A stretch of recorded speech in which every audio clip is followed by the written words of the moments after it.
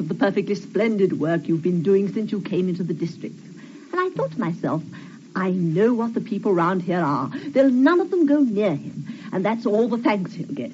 But then I said to myself, if they see that a Madame Pont, a Mademoiselle Lampoumard that was, is not ashamed to pay a free visit to the doctor, why, neither will they be. The least thing I do is remarked upon quite naturally. A most praiseworthy step to take, madam, and I thank you for it. While I'm here, there is one little thing. What with my tenants and my investments, I worry so much. There are whole nights, I do assure you, when I simply can't sleep. It's most exhausting. I suppose you don't know a cure for sleeplessness. Have you suffered from insomnia long? Did you ever consult Dr. Parpellet about it? Oh, Dr. Parpellet. He told me to buy a volume of law reports and read 6 pages every night in bed. He may have been wrong. I have known cases of insomnia which proved to be of the very gravest import. Really? Insomnia, for instance, which was due to some organic disease of the intracerebral circulation. That change in the arterial walls, which we call atheroma. Oh. Your cerebral arteries, madam, that is, the arteries that feed the brain, it is possible, may be as hard and as brittle as pipe stems. Pipe stems. A common comparison. Oh, good heavens. Would smoking bring that on? I do smoke a little, you know. We may have to take that into account. Then again, insomnia may come from a constant sapping of the grey matter of the brain by nerves which are diseased. Oh, how dreadful. Oh, can you explain that, Doctor? But of course. Try and picture to yourself a sort of crab, or a kind of octopus, or a very large spider, which nibbles at you and sucks at you, and little by little drains away the whole of the inside of your head. How terrible. Oh, that's what's the matter. Oh, I knew it. Oh, Doctor, I'd rather die at once. Oh, I'd rather you killed me. Oh, I'm going to faint. The pain's coming on. Oh, hadn't you better give me a little morphia? I can't face it. I simply can't face it. I'd sooner be told straight out. I must know. Is it absolutely fatal? No. Can it be cured? In time. You're not deceiving me. I'd rather know the worst. I'll be brave. If you're ready to go through with the treatment, madam, steadily and patiently, but I warn you, it's going to cost a lot of money. Oh, anything. If only you will try to cure me. Madam, I promise you, rushed off my feet as I am, I will try. Yes, it was hard work those first 3 months. Almost more patients than I could cope with. Patients coming in to consult me from miles around. The Hotel Saint-Maurice could scarcely find room to accommodate them until I had time to see them. It was converted, at my suggestion, into a sort of sanatorium where I could give them proper attention in the privacy of their own rooms. Madame Remy, the manageress, was hard put to it, poor soul. She had to take on a vastly increased staff to attend to them properly. Indeed, when Dr. Parpellet returned to the town at the end of the first 3 months to claim his first quarterly payment of me, he could scarcely find accommodation. Good morning, sir. Can I do anything for you? Thank you, nurse. I want Madame Remy. This is still the Saint-Maurice Hotel? Yes, but may I ask what you want to see Madame Remy for? I wanted to show me to my room. You're one of the patients that are expected. Patients? No, I'm not a patient. I'm a doctor. Oh, the new assistant. Well, that's a good thing. Well, surely you know me. I'm sorry, no. We get so many. I'm Dr. Parpellet. I was the doctor here up to 3 months ago. Oh, you don't belong here. Well, certainly I belong here. But I never heard of any doctor but Dr. Knock. If you'd excuse me, Madame Remy will come in a moment, I'm sure. I must finish sterilizing my pillowcases. Oh, here she is. Someone to see you, madam. Why, Dr. Parpellet, you've not come to stay with me. Yes, I have, as a matter of fact. How are things at the hotel? Things are quite well, thank you. I've no rooms free. It's not the fair today. Why are you so full? Who are all these people? Patients taking treatment. But what do they stop here for? There's nowhere else to stop. But I'm sure they've nothing to complain of. Though it'll be much better when the new wing's built. But they're very well looked after. And as to the hygiene, very, very strict. But I don't understand. Where do they all come from? All over the place. Everyone's heard of Dr. Knock, and they all want to consult him. Huh? They don't always know what's wrong with them, but they all know there's something. And it's lucky for them Dr. Knock's here to advise them. Oh? Why? The way they were going on and never giving a thought to it. Eating things and drinking things and doing everything they shouldn't. Dr. Knock here yet? Why, Dr. Parpellet. I thought it was a ghost. Well, you are a stranger. How long is it since you left? 3 months, that's all, Monsieur Mousquet. Madame Mousquet is well, I hope? Oh, much better. Why? Was something the matter with her? You don't remember? Oh, no, of course you wouldn't. The headache she was always complaining of, well, she doesn't get them any longer. One now and again, of course, from overwork. Oh, things are terribly busy at the shop these days. Just can't keep pace with the prescriptions. As for poor Dr. Knock, still, as she says, it does you good to know you're benefiting your fellow creatures. Here he is. Good morning, Doctor. Good morning, Mousquet. Why, Dr. Popley, I was just thinking about you. Have you had a good journey? We've got some business together, haven't we? That first installment. Oh, you'd like to be alone, gentlemen. I'll be in number 15. You know, Dr. Knock, I'm frankly amazed, quite amazed. You are, eh? I keep very careful records. Shall I show you one or two of them, just for your own eye? You won't have forgotten our talk of 3 months ago, eh? Now then, first, patient seen. Curve showing weekly totals, leaving out those that I see free on Mondays. Mid-October, 37. End of October, 90.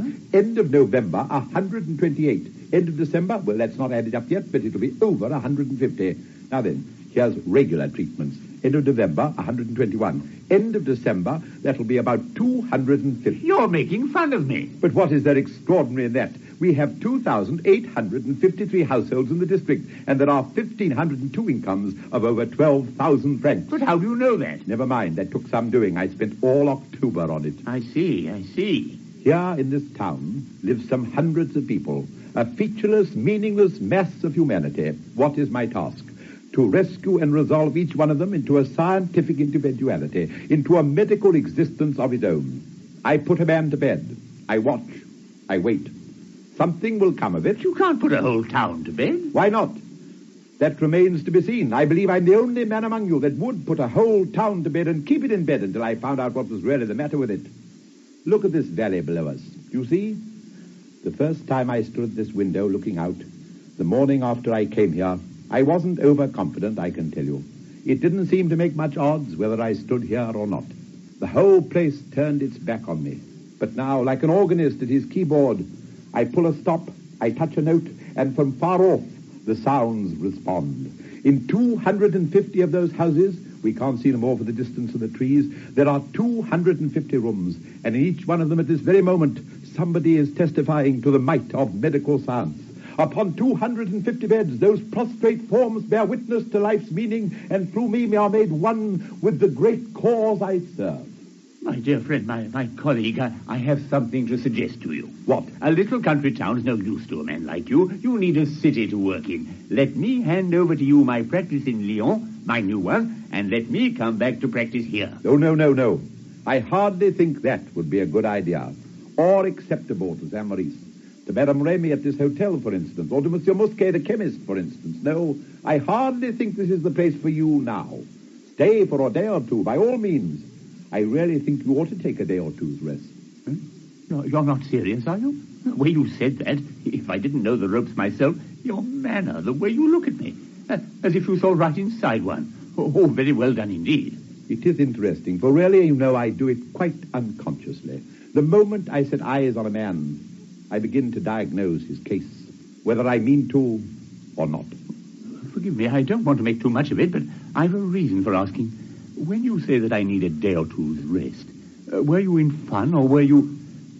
because it does fit in with something that's been a little on my mind lately. I've been noticing one or two trifling things about myself, which have, well, I won't say worried me, but... So that just for the interest of it, I'd like to know whether my own observations fit in, so to speak, with this automatic diagnosis of yours. My dear sir, for the moment, we will let that be. I must begin my rounds, but you'll lunch with me, please. And as to the state of your health and whatever may need to be done about it, we can go into that in my consulting room this afternoon at our leisure.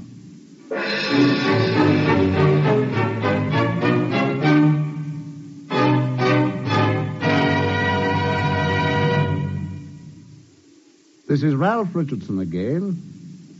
This week, in our adaptation of Jules Romaine's play, Dr. Knock. You know, some marmalades get some of their tang from added flavoring.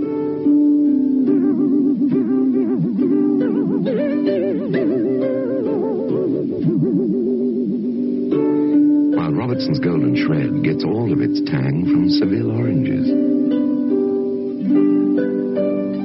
What would you rather have for breakfast?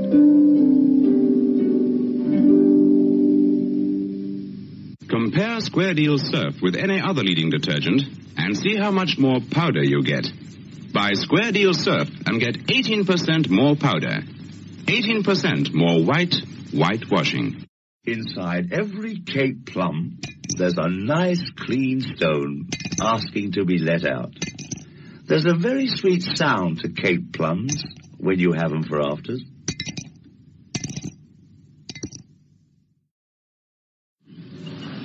Driving a Formula One Lotus needs special training, but teaching people to drive needs special training too. Instructors of the British School of Motoring are specially trained.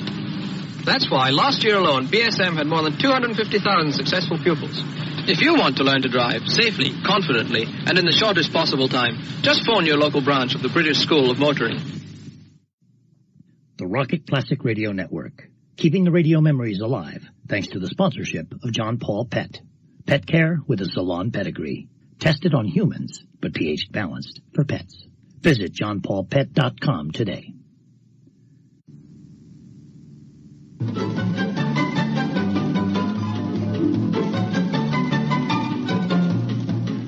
This is Nightline, the right line to the right place at the right moment. And this is Walter O'Keefe. Good evening, and welcome to our first Nightline feature tonight, the one and only Groucho Marx and You Bet Your Life.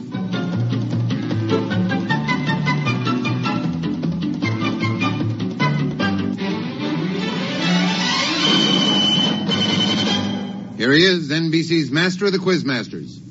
What's the secret word tonight, George? Ladies and gentlemen, the secret word... That's the secret word, ladies and gentlemen? No, that's how I start out. Oh. Well, leave if you're going to start out. Ladies and gentlemen, the secret word is chair. C-H-A-I-R. Really? You bet your life.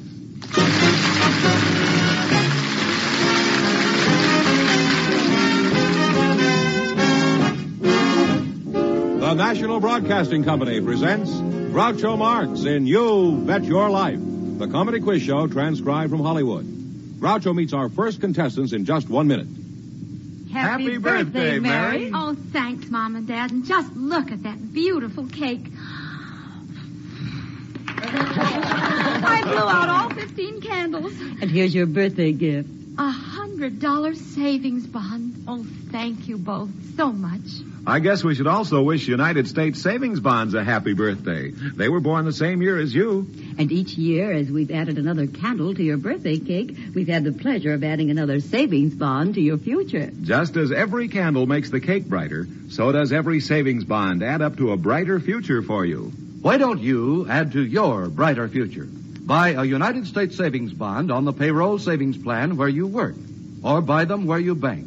Join the 15th anniversary celebration. For your birthday and for the birthday of each of your loved ones, buy a United States Savings Bond. See your employer or your banker today.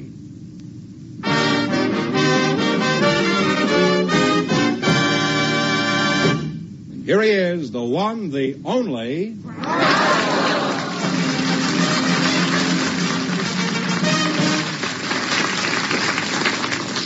Well, here I am again with a chance for each of our couples to win up to $10,000.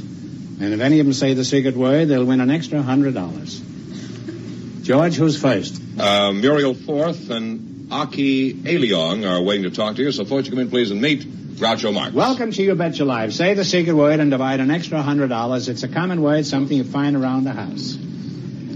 Aki Aliong and Muriel Forth. Muriel, I'll get the preliminaries over in a hurry so we can get down to business. Are you married? Yes, I am. Well, the preliminaries certainly didn't last long. Where are you from, Muriel? Well, I was born in India. My father was in the army out in India, and then when he retired, we went to live in England, in London. Do you find our climate a relief after all that fog and rain over there?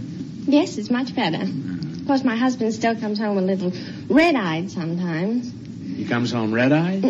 You mean Mr. Ford stopped off for a fifth?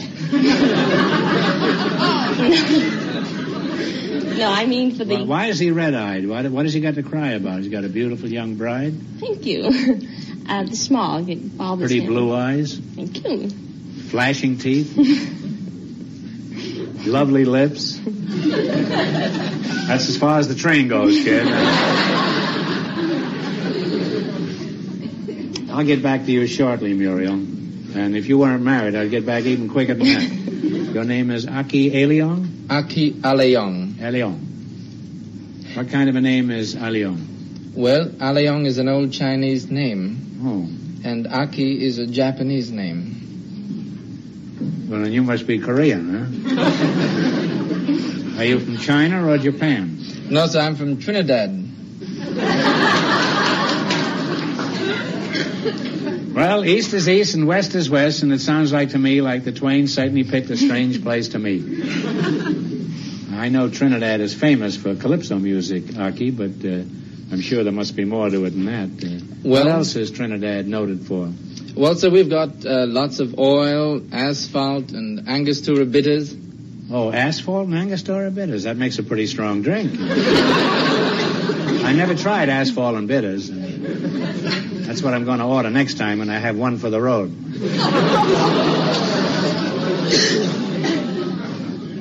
Aki, I thought everyone in Trinidad put the accent on the wrong syllable. But you speak beautiful English. Where did you go to school? Oxford or Cambridge? Brooklyn College.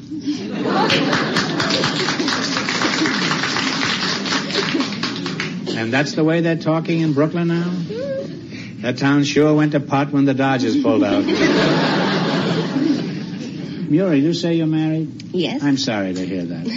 How long you been married? 9.5 years. 9.5 years? 9.5. 9.5. You're a very young-looking girl to be married 9.5 years. You must have got married around 14, huh? Thank you. Don't thank me. I had nothing to do with it. Well, is there anything unusual about your marriage, or is it pretty standard? Well, the one thing that's unusual, my sister is married to my husband's brother. How'd that happen? Well, after I've been going out with George for a while... Who's George? Is that your husband's brother? Yeah. No, that's my husband. Oh. We arranged a double date for my sister. Why, were you sick of George? No, but my sister went out with George's brother. Isn't it more fun to be alone with a fella rather than have another couple tagging along? Well, my sister was sort of going spare, and so was his brother, and I thought it would be nice to get them together. In other words, you were a matchmaker, is that it? Yeah. So? So, the four of you went out. Yes, we went to a movie. And before... What was the picture? Was it one of the Marx Brothers pictures? No, it wasn't that long ago.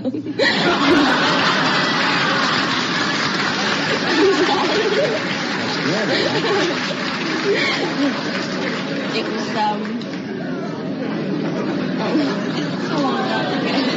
Well, then what happened? So before we went in, I told Frank to be very careful because my sister was very shy and a very nice girl and not to try and hold her hand in the movie or... Why were you giving him these instructions? Well, because my sister was a very nice girl. Well, weren't you holding hands with George? Oh, no, I'd been going out with him 2 months. We went to see the movies then. Oh, you didn't look at each other anymore. No. Well. So anyway, I told Frank to be very careful and not to hold hands with Kath. And after we'd been in the movies a little while, George turned around to me and said, I thought you said your sister was shy. So I said, well, she is. She said, well, look at them. And I looked up and I was horrified. They were snogging in the seat.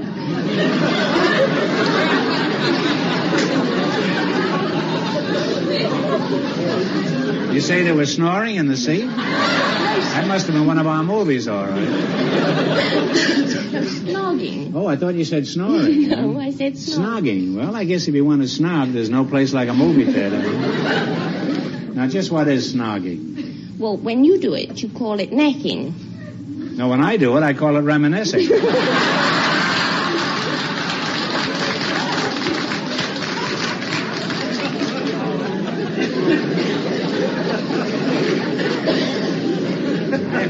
Since the first market crash in 29. So then what happened? Well, then they started dating and we had a double wedding. I see, it's cheaper that way, huh? Mm-hmm. What kind of work does your husband do, Muriel? He's an international sales representative for Northwest Orient Airlines. Well, that's a very impressive, imposing title. Now, where does he do his selling? Hong Kong, Singapore, Manila? No. Burma? Santa Barbara and Oxnard and Bakersfield. Oxnard and Bakersfield can be exciting, too, you know. I understand there's a lot of snogging goes on in Oxnard. I wouldn't be surprised if Oxnard turns out to be the next snog capital of the United States. Well, you're charming youngsters, and you're crazy if you don't get married. I've enjoyed talking to you. Now, let's see how much money you can make in the quiz. You have selected a dictionary quiz, huh? It's pretty educational stuff here. Now, I'm going to ask you some questions. If you miss 2 in a row, you're out. If you get 4 in a row right, you win $1,000. Remember your partners, so before you answer, discuss it. If a pentagon is a five-sided figure, what is a picture on? A horse. A horse is on me, that's right. And you have 1 right. If a sombrero is a Mexican hat, what is a vaquero? V-A-Q-U-E-R-O. Spanish rider. It's a Spanish rider. Well, that's close enough. Mexican cowboy. You're halfway to $1,000 now. If an Arab is a nomad, what is a scarab? Oh, that's, S-C-A-R-A-B. An Egyptian, beetle. Right on the nose, you hit it. You now have 3 right. Get the next one right, and you'll have your $1,000. If a choreographer is a dance director, what is a cartographer? Map maker. A map maker. Give him the money, George. You get 4 in a row right, you win $1,000. Well, you've won 1,000 clams. You can keep it and quit, or else you can come back later and try to double your money. You may even get a chance at $10,000. So go over there and sit down and think about it. And no matter what you decide to do, thanks for being on the show. Thank you. Thank you, Mr. Arrivederci.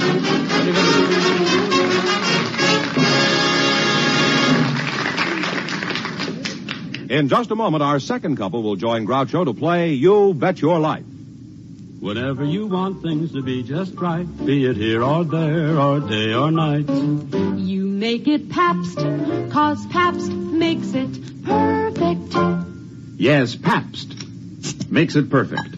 Just as we always have ever since 1844. So next time, you make it Pabst, because Pabst makes it perfect. America's Blue Ribbon beer from the Pabst Brewing Company, Milwaukee, Wisconsin. Yes, Pabst makes it perfect.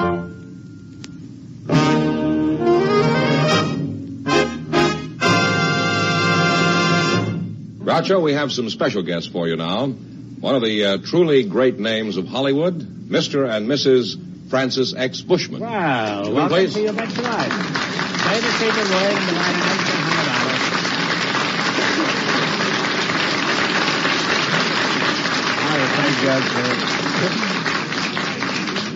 $100. Say the secret word and you'll divide an extra $100. It's a common word, something you find around the house. Francis, I'm glad to see you, and Mrs. Bushman, it's nice to see you, too. Thank you. In case you don't know who this feller is, I'll tell you. He's the Elvis Presley of the 1920s. He was a combination of Rudolph Valentino and Clark Gable. He was, without a doubt, the biggest matinee idol in the history of Hollywood. Francis, I hardly know where to start with you. I guess the beginning is as good a place as any. Where were you from originally? Baltimore, Maryland. Somebody out there from North Dakota. How long ago was it when you were born in Baltimore? I was born in 1883, so I'll be 75 in January.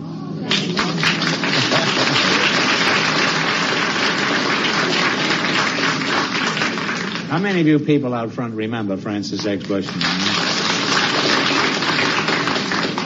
Well, that confirms something that I've always suspected, Francis. We have the oldest audience in television.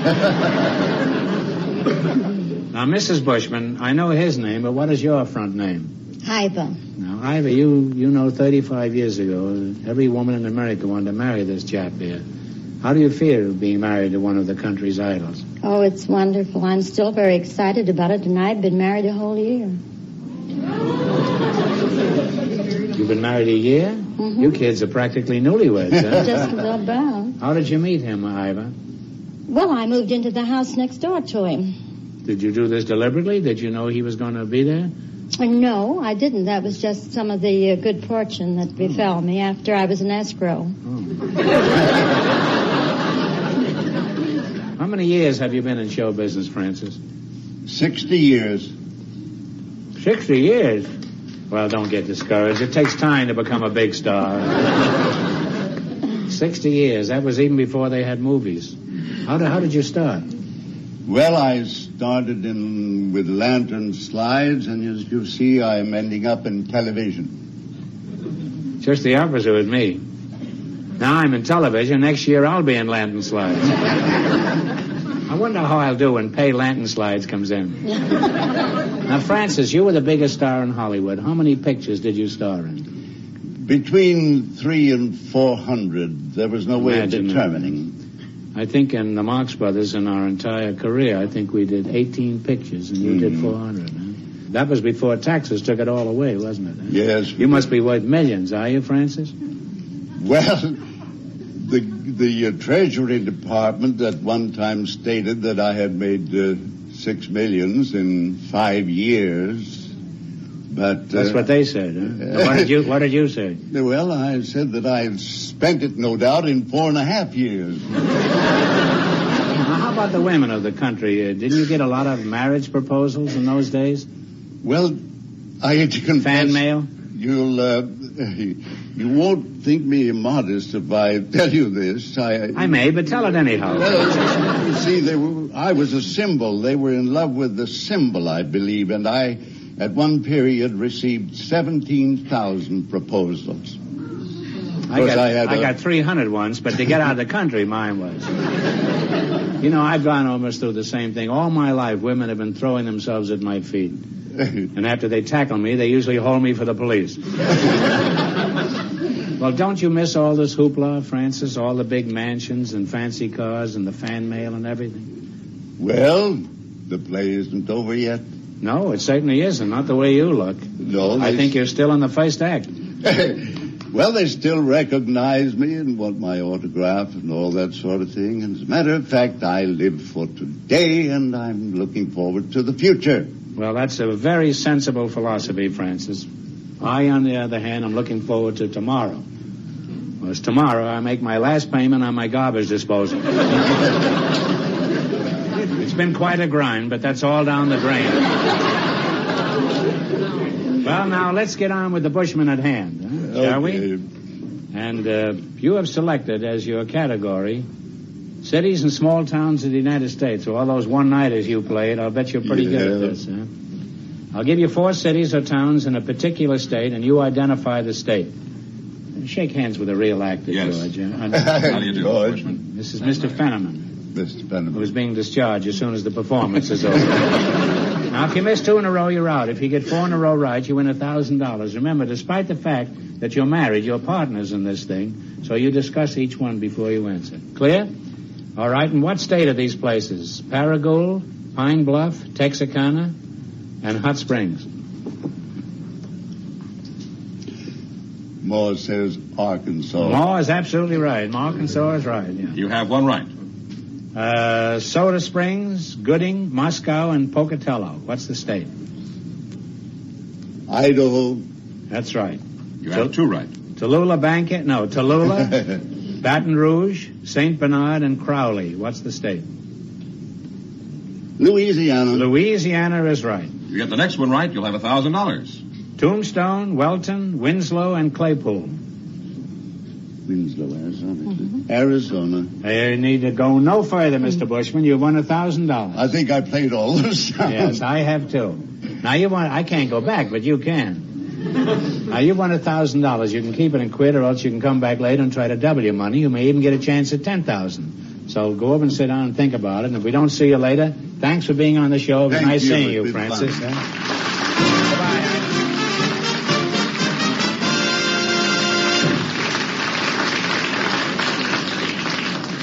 We'll find out if any of our contestants will try for $10,000 in just a moment.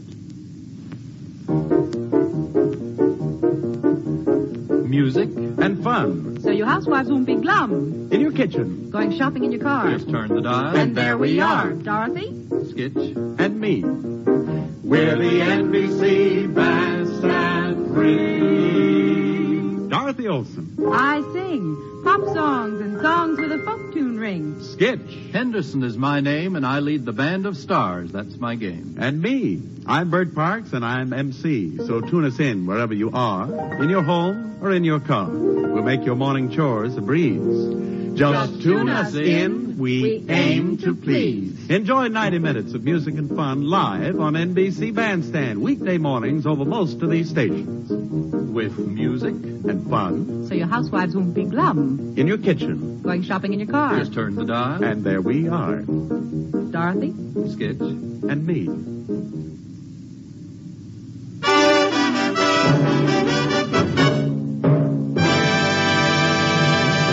George, we're ready to see you once you get a crack at all the money. Well, Mr. and Mrs. Francis X. Bushman have decided to keep the money they won so far and not try for the big question. I believe our other couple is ready to come back and take a chance. Muriel Forth and Aki Aliong, come back. Well, you won $1,000 so far. If you decide to try for the 10 and you fail, you wind up with a total of $500. What are you going to do? We're going to try. You are going for the big money. Now get together and pick a number from 1 to 10, and then spin the wheel.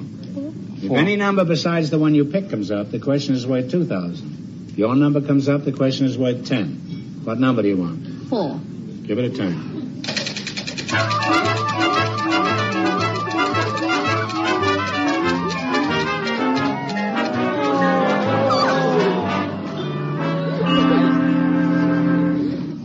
Number was 4 and it came on 7, so this question is worth $2,000.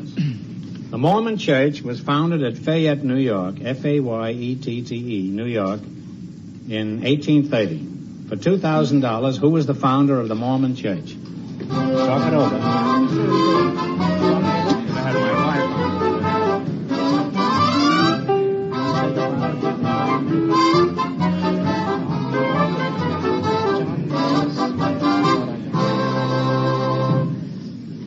Well, I don't think we know, but we can take a guess at it. I think Smith. John Smith. Last name is right. I think you ought to give it to him. It's Joseph Smith, but that's... Well,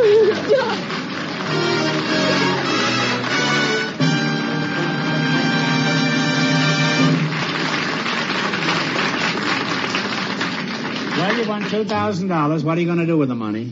I'm going to buy a house and tell my mother about the baby I'm going to have. I What do you know yet? And what are you going to do with yours? You going to have a baby, too? No, sir. I'd like to bring my brothers and sisters from Trinidad and have them re-educated and grow up in the United States, sir.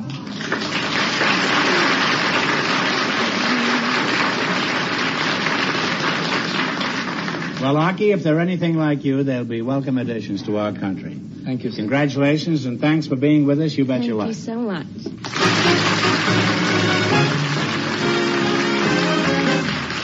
You Bet Your Life is transcribed in Hollywood. Produced by John Goodell. Directed by Robert Dwan and Bernie Smith. Music by Jack Meakin. This is George Fenneman reminding you to tune in again next week, same time, same station, to hear the one, the only Groucho. And see Groucho every Thursday evening on NBC television. You Bet Your Life is heard by our armed forces around the world.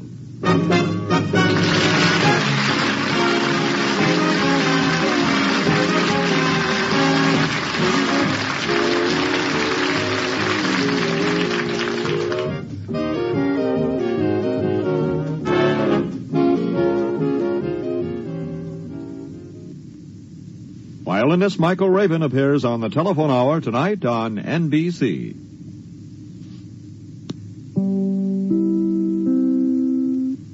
When you want a drink to cool your thirst, 7-Up's the one to reach for first. For satisfaction, 7-Up, 7-Up, 7-Up drives thirst away.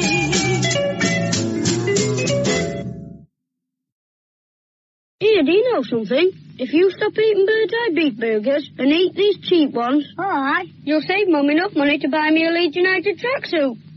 Fantastic. I mean, they look the same, don't they? Might look same, but they don't taste the same. You can't tell the difference. Well, I can. The cheap one's yours. Bird's Eye. Somehow other beef burgers just don't taste the same.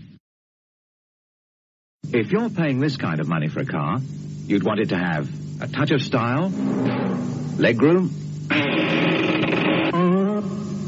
4 doors, and all that. And if this is what you had in mind, you don't even have to pay that kind of money for the new Skoda Super Estelle. Skoda's new Super Estelle puts the man in the street and his dog on the road. And a meal with a Cape apple. Straight up. Cape apples make good eating. Crisp, juicy. Marvelous exercise for the old choppers. Go on, treat yourself. Live. Buy a bushel or 2 of Cape apples today. You can't lose. Here, do you know something? If you stop eating bird's eye beef burgers and eat these cheap ones, Alright. you'll save Mum enough money to buy me a Leeds United tracksuit. Fantastic. I mean, they look the same, don't they? Might look same, but they don't taste the same. You can't tell the difference. Well, I can. The cheap one's yours. Bird's eye. Somehow other beef burgers just don't taste the same. The next hour is brought to you by John Paul Mitchell Systems, the world's leader in hair care products and styling tools. Visit www.paulmitchell.com today.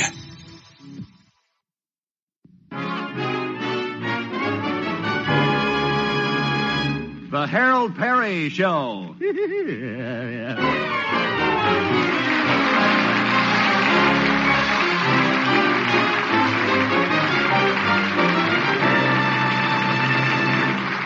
And now, Harold Perry as Honest Harold, the homemaker.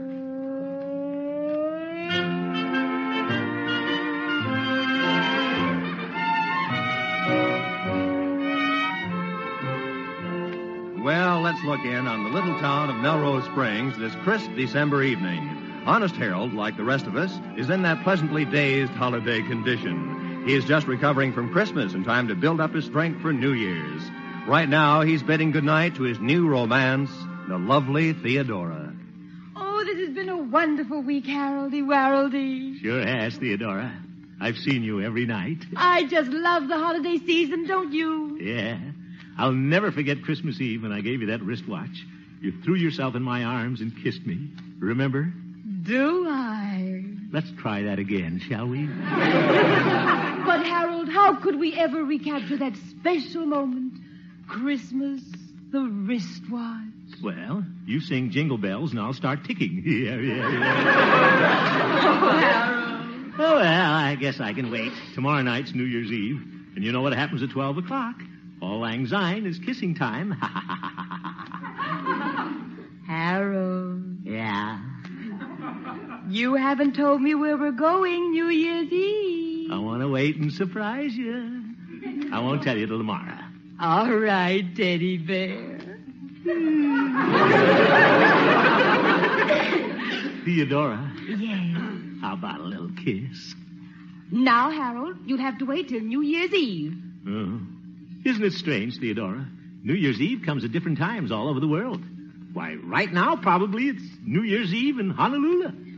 It is? Yeah. Pucker up, Theodora. Harold. Yakahula hickey doola.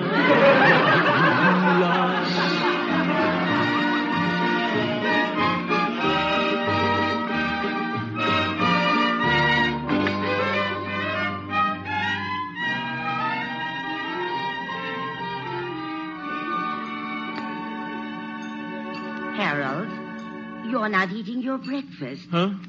Well, Mother, I was just thinking about New Year's Eve party tonight and what a good time Theodora and I are going to have. Oh, I think it's nice the way you and your old friends get together and have a party every New Year's Eve. Yeah, they can have their big city swanky affairs. I bet we have a lot more fun right here in Melrose Springs at our New Year's barn dance. Yes, we love the dear hearts and gentle people that live in our hometown. That's right, Mother. We may have cider instead of champagne and play corny games like pin the tail on the donkey, but it's fun. Oh, yes. Remember last year's party when Dr. Yancey was trying to pin the tail on the donkey and he jabbed the pin in one of the guests? Yeah, that was me. That's when I was bobbing for apples, Mother. I suppose suppose Theodora thinks a barn dance is quite a novelty. Well, I haven't told her yet. I thought I'd surprise her. Oh, Harold, don't you think you should tell her? She might expect something fancier. You know, she's from Kansas City. No, she'll love it, Mother. Well, I think Say, I told Doc and Pete I'd help them decorate the barn this morning. I better get over there. But you ought to drop by Theodora's and let her know what she's supposed to wear tonight. Where? Oh, I'll see you later, Mother. I'll tell her to wear a gingham dress. She'll look like Daisy May. And I'll be her little Abner. Shall I pass the Kickapoo Joy Juice, son? What? Mother. Oh, brother. See you later.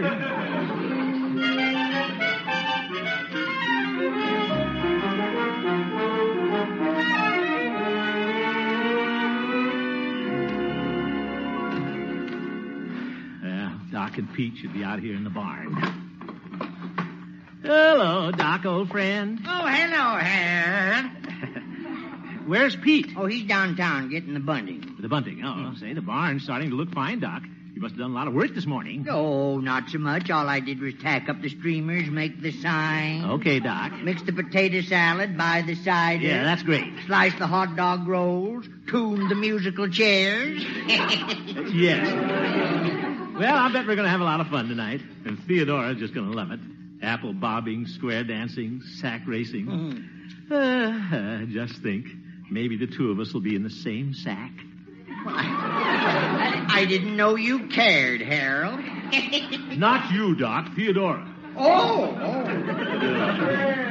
happy 1951, boy. Well, hello, Pete, old pal. Did you bring the bunting? Bunting? Oh, Shaw, I knew I forgot something. Oh, Pete. Well, I've been busy, boy. Don't forget, I'm chairman of the door prize committee. Did you get some good prizes, Pete? I sure did. I got the Elks to donate the grand prize. Oh? A free, all-expense-paid 90-day vacation to Charlieville. Yeah. A 90-day vacation? Won't that cost them a lot of money? No, it's just a round-trip bus ticket. You can return any time within 90 days. Very funny, Pete. We've got to get this barn decorated. Why don't you run down now and get that bunting? Huh? All right. Oh, Harold, before I go, maybe you'd like to hear Doc and me rehearse. Rehearse? Oh, I forgot to tell you, Harold. Pete and I are going to perform a little New Year's pageant at the party tonight. A pageant? Yes. I'm going to be Father Time, and Pete'll be the baby New Year. Oh, my goodness. Baby New Year. Yeah. I come out dressed in a ribbon. Look, fellas, how about decorating the barn? At the stroke of midnight, I come out as Father Time. It's a real character part. And I say, well, another 365 days have gone by. That makes another year. No kidding. So ring out the old and ring in the new. Ring in the new. Okay, Pete. Oh.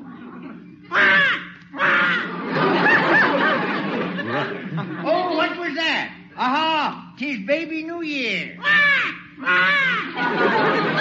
Sounds like the noon whistle at the mattress factory. Fellas, how about... Greetings, everyone. I am baby New Year. Oh. I was just born. Goo, goo, goo. Goodbye. I'll see you fellas later.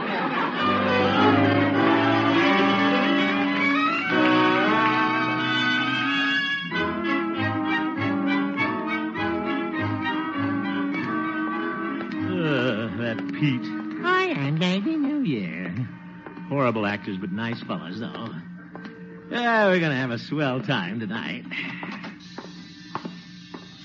Station KHJP. Just a moment, I'll connect you. Oh, good morning, Glory. Oh, good morning, Harold. Is our dear boss Stanley Peabody in? Yes, he is. Thought maybe I'd ask him to our barn dance tonight. He's an old prissy pants, but what the heck? It's New Year's. Because Raymond and I are going to a party tonight at my girlfriend's. Oh, that's nice. Oh, she goes with a fellow in the Navy. He's a chief petting officer. Laurie, you got that wrong. He's not a petting officer. Well, according to my girlfriend, he is. Oh, my goodness. And Harold, if you want to, you can use that joke on your radio program. There's no charge. There's no joke either. See you later, Gloria. Everybody's a comic around here. I'll see if Stanley wants to go to the party. Come in. Go Oh, hello, Hemp. Well, Happy New Year, Stanley, old friend. Thank you. Happy New Year to you. Get it? Hey, why don't we have a drink to that? A drink? Well, yes, let me pour you a glass of yogurt. No, thanks, Stanley. I'll skip this round. Stanley, we're having our big New Year's party in Doc Yancey's barn tonight. Thought you might like to join us. In Doc Yancey's barn? Yeah. Thank you, Hemp, but I've already made my plans for tonight. Oh? I'm going to the formal dance at the Antler Hotel in the Moose Room. Yeah. Everyone will be wearing tails. In the Moose Room, I guess so. Yes, it'll be quite swanky. Yeah? I'm taking Miss Abigail Turner. She's one of the Turners, you know. Her family came here over 100 years ago. Yeah, she looks it. Well, sorry you can't make it, Stanley. I know Theodora and I'll have a wonderful time.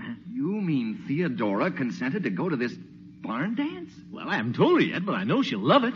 Oh, Hemp, you fool you. Huh? Theodora's a sophisticated girl.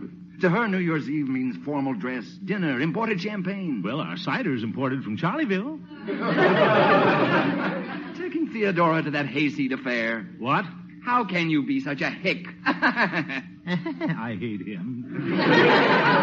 Cider imported from Charlieville. You kill me. I better get out of here before I take him up on that.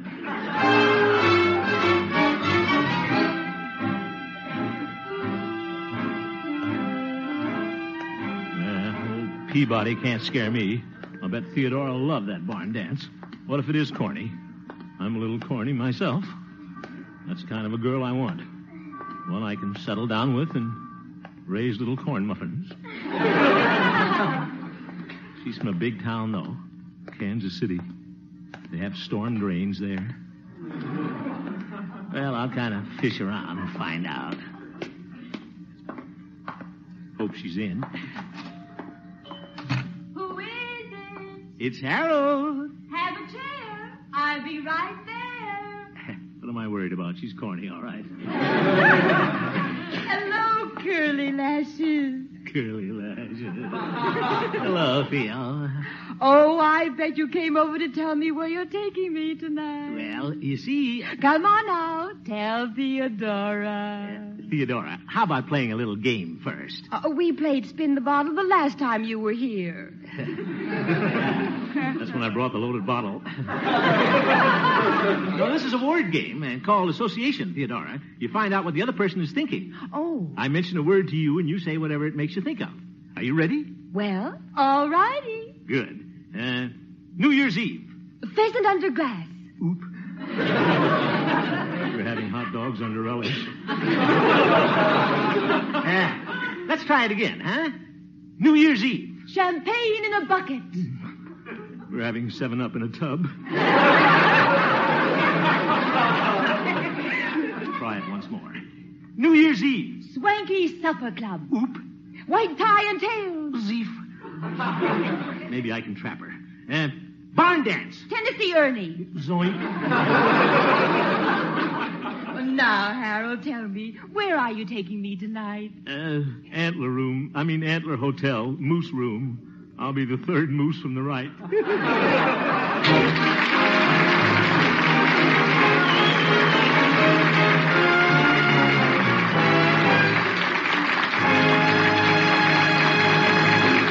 We'll return for the second act of our story, Honest Harold, in just a moment. Have you seen who's joining Bing Crosby on his show tonight? It's Dinah Shore, Louis Armstrong, and Jack Teagarden. That's just a little later this evening over most of these same CBS stations. The Bing Crosby Show. And now, back to Honest Harold, the homemaker.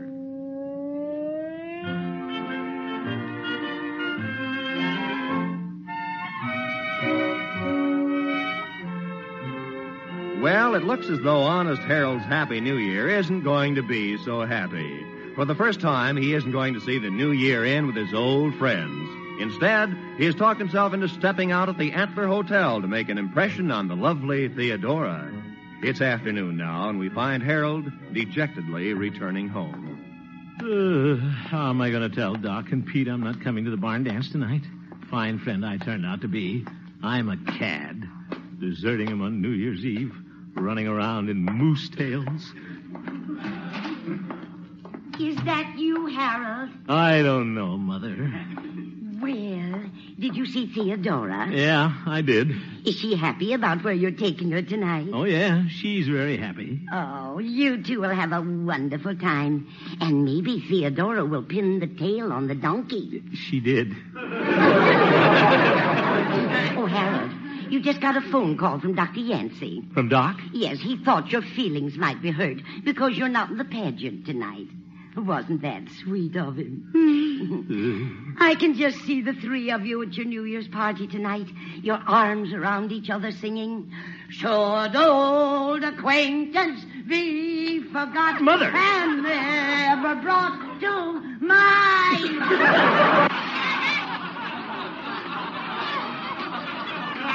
Mother, please, you're flat. Should old acquaintance be forgotten. Oh, Mother!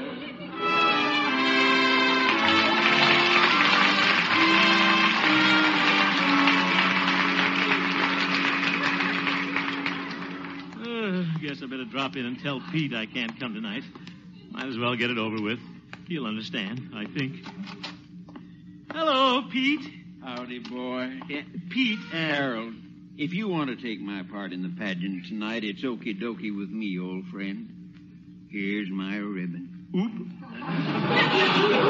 Well, thanks, Pete. But... You'd make an awful cute baby New Year. It's an easy part to learn, boy. 4 lines and 3 goos. Well, that's nice of you, Goo, Pete. But you see, I can't come tonight. I'm going to the formal dance at the Antler Hotel. What? Oh, sure. You're going to the Antler Hotel, and I'm Margaret Truman. Margaret, Pete, You'd like to hear me sing a cadenza, boy? Pete, you don't understand. You're going to the Antler Hotel tonight. Ain't that a doozy? Pete, this is no doozy. I'm really going there tonight. I'm taking Theodora. Oh. Pete, I'm really awfully sorry. I just couldn't help it. Sure, boy.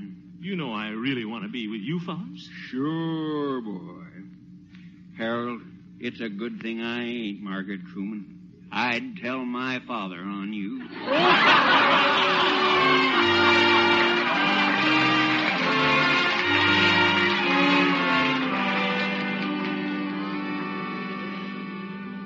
Yeah, I guess Doc's in the barn here. Certainly hate to tell him about tonight. Well, I gotta do it. Oh, there he is. Oh, my goodness, he's got his pet goat with him. Wonder if Pete's told him I'm not coming. Hello, Doc. Good afternoon, Mr. Hemp. Oop, Pete told him, all right. Doc, I'd like to explain. How does this bunting look up here? Oh, looks swell, Doc. I was speaking to Arthur, my goat. Oh, excuse me. Arthur, what would you think of a man who deserted his old friends on New Year's Eve?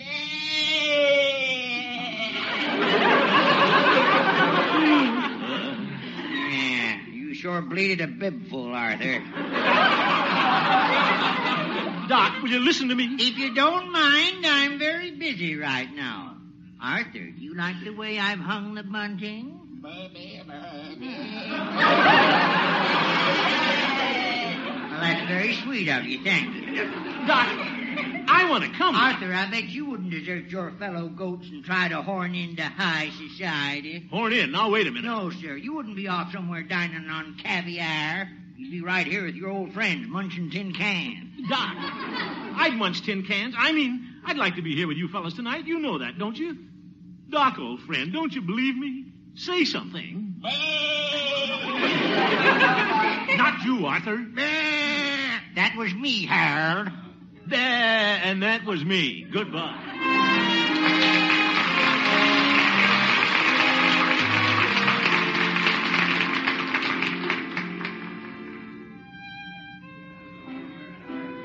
Are you having a good time, Harold? Oh, sure. Moose Room is very nice.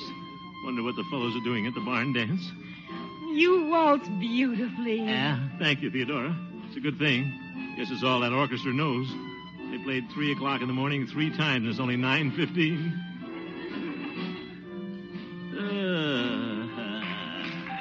What a finish. Well, shall we go back to our table? All right.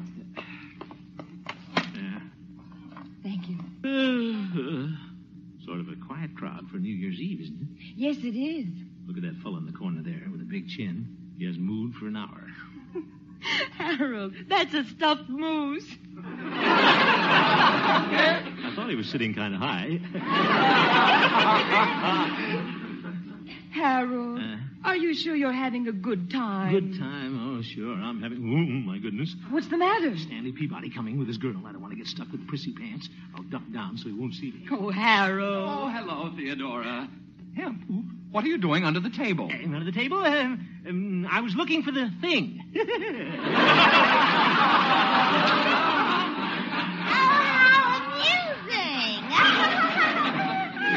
Looks like Stanley brought the thing with him. May I present Miss Abigail Turner, Miss Theodora, and Mr. Harold Hemp. How do you do? How do you do? Oh, I have a wonderful idea. Why don't Abigail and I sit at your table? Well, Yes, you sit here, Abby Dabby. Abby Dabby sounds like a candy bar. Thank you. And I'll sit here. Just think, the four of us will spend the whole evening together. Yeah, I am thinking. Well, shall we get into the festive mood? I think I'll blow my horn. Whoopee! Come on, Theodora, Hemp. Laugh and be gay. Oh, brother. Are you feeling merry, Abigail? Oh, yes, I feel so New Year's Eve-y.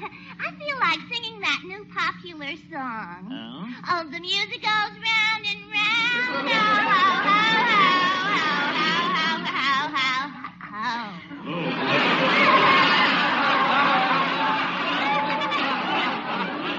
You know, Abigail is a debutante. Came out in 39. Yeah, probably hasn't been out since. Harold. What is it? Don't look so glum. Say something to our guest. Oh, yeah. Having a good time, Abigail? I said, are you having a good time, Abigail? The music goes round and round. Ho, ho, ho, ho, ho, ho, ho, ho, ho, ho. Whoopee! Oh, I feel so exhilarated. Abby. Yes, Stanley. Why don't you tell that uproarious riddle? Oh, Hemp, this will send you right out of the room. Yeah, I hope so. Go on, Abby Dabby. Well, I asked the question, how do you get down from an elephant? I don't know, Abigail. How do you get down from an elephant? You don't get down from an elephant. You get down from a duck.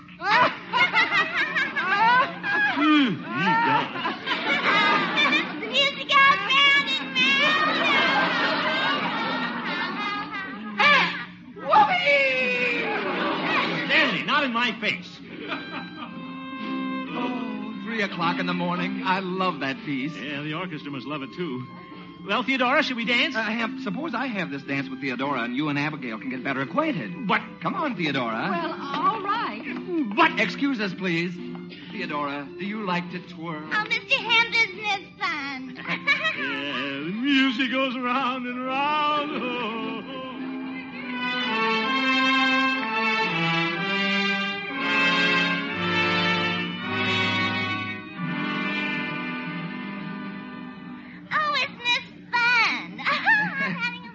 Well, it's almost midnight. Shall we unfold our paper hats? I ate mine. It was better than the chicken.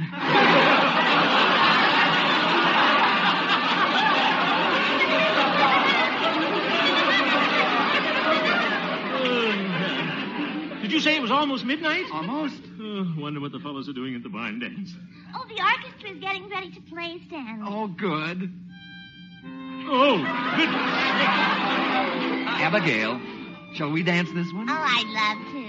Excuse us, please. Certainly. Harold. Yes, Theodora? You don't seem very happy tonight. Happy? Oh, sure, I'm very happy. Music goes round and round. Oh, Harold, will you excuse me for a moment? I want to speak to a friend over there. Of course. Go right ahead, Theodora. I'll be right back. What a clam bake. What a way to spend New Year's Eve. With Stanley Peabody instead of my old friends. Should have told Theodora about the barn dance. Let's face it, honest Harold, you're a weakling.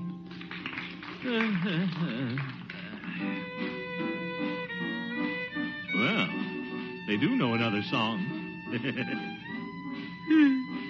Why does it have to be that one? Gee, what I'd give the world to see that old gang of mine. I can't forget that old quartet that sang Sweet Adeline. Goodbye forever, old fellows and gals.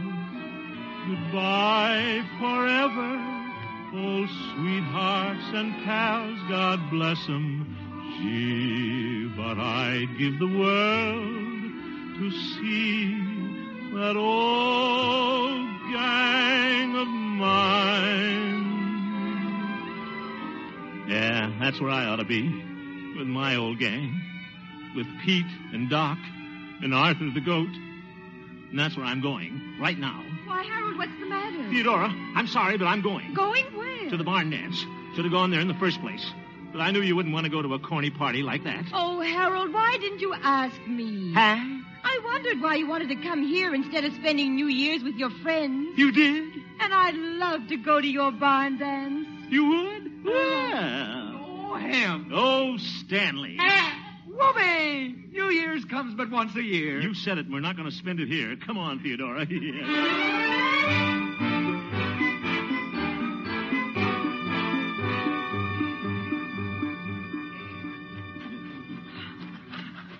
Hope we're in time, Theodora. Must be almost 12 o'clock. Yes. Here's the barn. Sounds kind of quiet in there. Oh, they're doing the pageant. Come on. Ah, what was that? 'Tis Baby New Year. Good old Doc. 'Tis Baby New Year. Pete. Oh, yeah. Look at Pete and that ribbon. Isn't that cute? I have Baby New Year. Go, go, go. No, he gets full in that costume. I was Hi, Harold. Hi, Pete, old friend. My hair. Hello, Doc. Oh, I'm glad to see you. Why, it wouldn't have been New Year's without you, would it, Pete? It sure wouldn't, boy. Thanks. I really missed you, fellas. Say. Oh, it's 12 o'clock, everybody. Happy New Year. Happy New Year, Harold. Happy New Year, boy. Happy New Year, fellas. Happy New Year, Theodora. Oop. Happy New Year to you, Arthur, but I'm not going to kiss you. Well, it's time for Old Lang Syne. Okay, come on, fellas. You take the tenor part, Arthur. Should old acquaintance be forgot and never brought to mind? Should old acquaintance be forgot and named of Auld Lang Syne?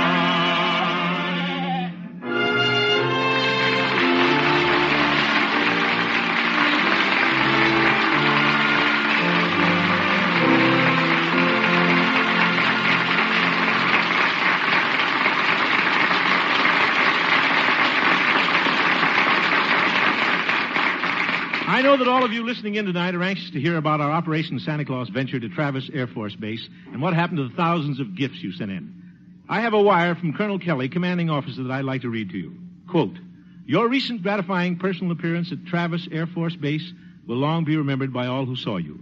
Your bright laughter and good cheer to the men who needed it most, wounded Korean veterans in the base hospital, and combat-ready servicemen bound overseas. Your huge store of gaily wrapped gifts which you personally distributed to the war-wounded and the outbound troops was especially appreciated and will not soon be forgotten. As commanding officer, I wish to take this opportunity of expressing through you my heartfelt gratitude to all the kindly people, your radio listeners, who made those thousands of gifts possible. Again, thanks to you and your troop, Harold Perry, for an appearance that brought the true spirit of Christmas to Travis Air Force Base. Joe W. Kelly, Colonel, United States Air Force Commanding. Unquote. I wish it were possible to thank all you personally for your gifts to the boys. Being able to make them a bit happier on Christmas was the most wonderful experience of my life. Thanks again from the bottom of my heart, and a Happy New Year to you all.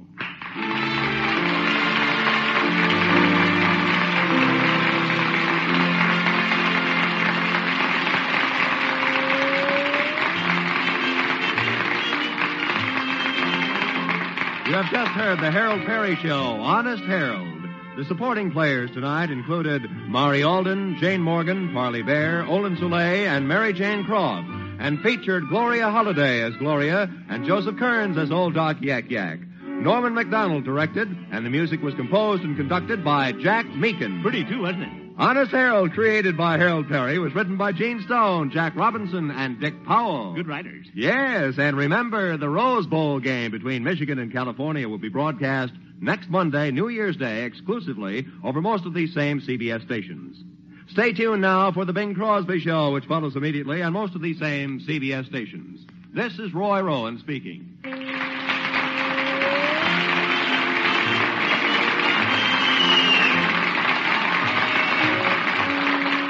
This is CBS, where you thrill to suspense on Thursday night, the Columbia Broadcasting System.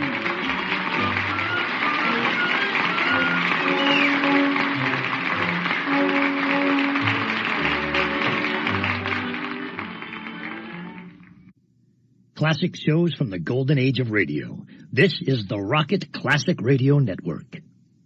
From Hollywood, it's Dream Time.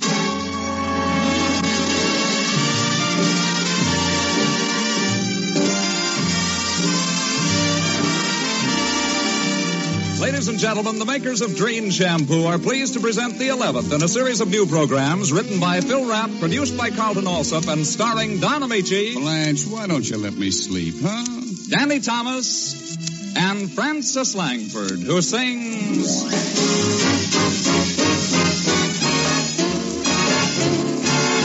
Somebody loves me, I wonder who he can be. Somebody loves me, I wish I knew. Who can he be? Worries me. For every boy who passes me, I shout, hey, maybe you were meant to be my loving baby. Somebody loves me, I wonder who.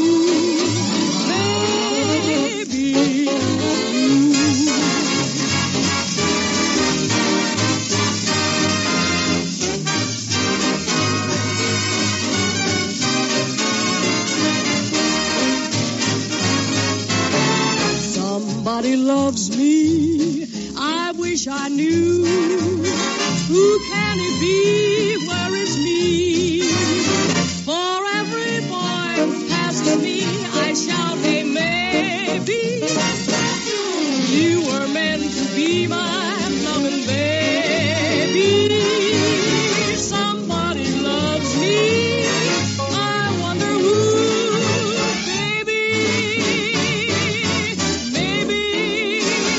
Maybe it's you.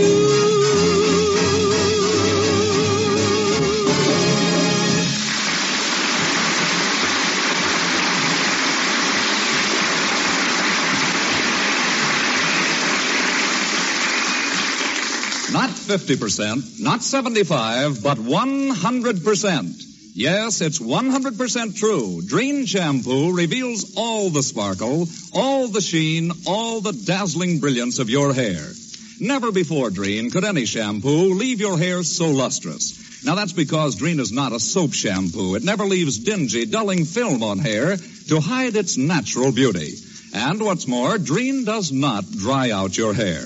Instead, its fragrant, freshening whipped cream lather leaves your hair sublimely smooth, beautifully behaved, easier to set, easier to curl, easier to arrange. And Dream removes unsightly dandruff the first time you use it. So, for lovely, lustrous hair, for all types of hair, dry, normal, or oily, Dream Shampoo with hair conditioning action. Use it at home or ask for it at your beauty shop. Buy it at all drug, department, or 10-cent stores in the blue and yellow package. Remember, never before Dream could any shampoo leave your hair so lustrous, yet so easy to manage. Yes, your hair can have that dazzling sheen the very first time that you use Dream.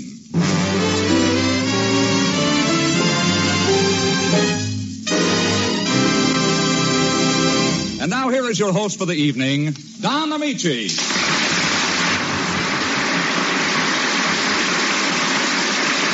Thank you, ladies and gentlemen, and good evening. I'd like to make mention of the fact that we've received a great many letters from listeners, most of which were very encouraging. However, there is one letter that calls for an answer from Danny Thomas. Call and I shall answer, Don. Hello, Danny.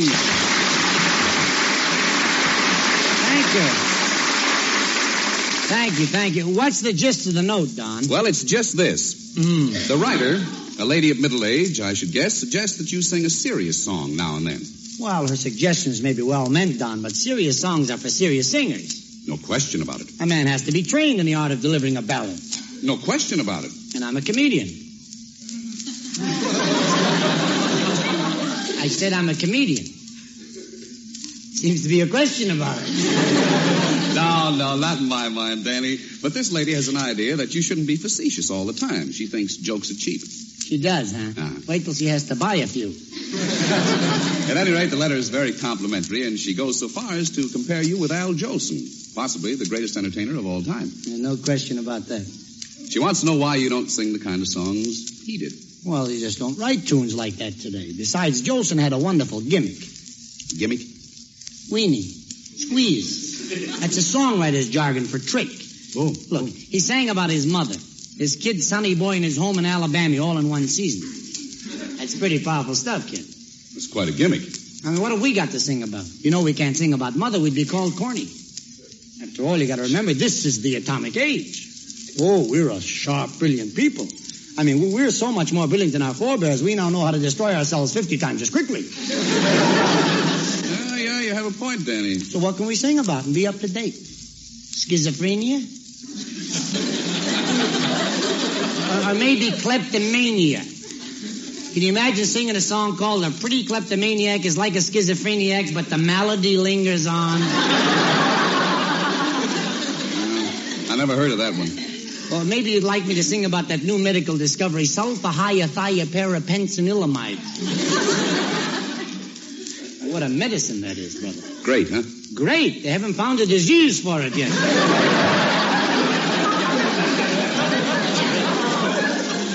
But there is one subject that is abreast of the times and still has a great depth. Archaeology. Or is it archaeology? Well, I wouldn't know. Are you qualified to sing about the study of lost races? I haven't had a winner all season.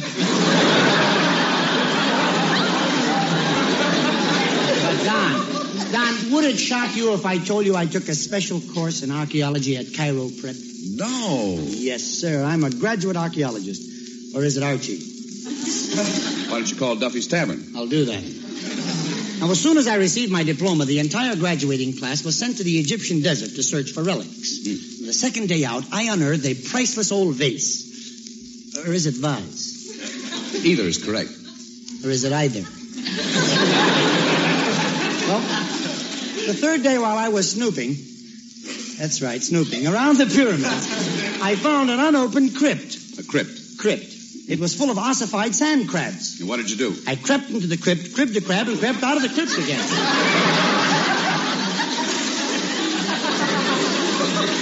I'm glad you made it. Me too. I pushed on another 10 miles and bagged the biggest trophy of the whole expedition. I discovered the remains of the great Prince Tut. No. Yes. Where? He weighed 300 pounds in his sandals and toga. Oh, say, that's a big mummy. Oh, you might say he was the daddy of all mummies.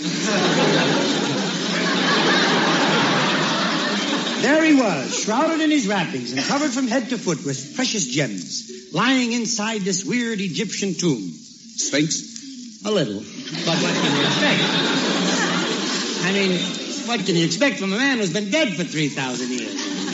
Well, I brought Tut back to this country, and I never let that mummy out of my sight. Loved him, huh? Oh, yeah. We finally found happiness and success doing a comedy program on an obscure radio station. Oh, now, wait a minute, Danny. Don't tell me you were on the air together. Oh, certainly. We were known as Fibber McGowell and Mommy. We had a great program. There was a stooge named Red Skeleton.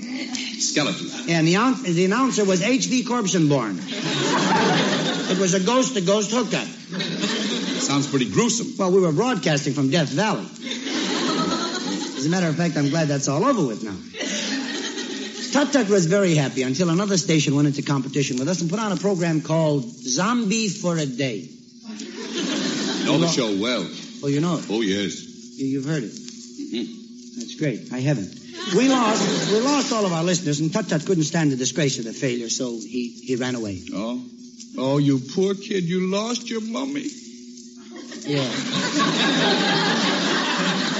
I traveled the whole world over in search of Tut-Tut. Egypt, Syria, India. I even went to North Africa on a wild goose chase. All I found was a wild goose. No Tut-Tut. Tired, hungry, and worn, searching, ever seeking, I plodded across Africa, struggling through the elephant's graveyard. Oh, now, Danny, there isn't really such a thing, is there? Oh, yes, there is, Don. It's legend. An elephant will travel for thousands of miles, over rugged terrain, through swamps and the thick, heavy underbrush of the jungle to get to the place where he's going to die. And he always dies there. It's the trip that kills him. Believe me, I know.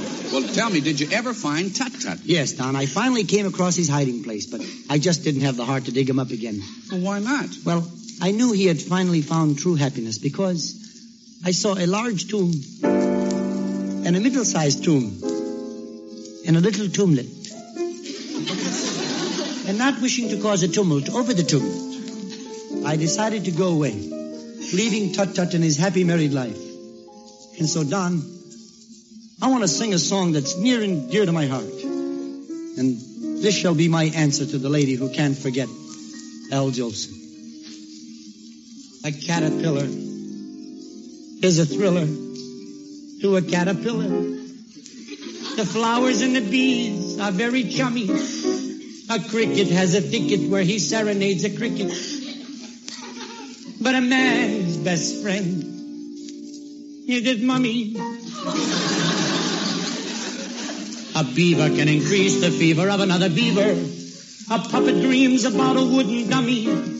A gopher always has a gopher that he seems to gopher. But a man's best friend is his mummy. Why, in most of my friendships with others, I know there have been many flaws. Oh, but with Tut-Tut and me, though we weren't brothers, he was just like my own flesh and gauze. Because a whitefish is the right fish to delight another whitefish. A little piggy loves his little tummy. An ermine will determine to get wolfish with an ermine. La da da da da. Thank you. But a man's best friend is his mummy. My best friend and I are stay, not divided. No, stay. Down deep in my heart, I've decided.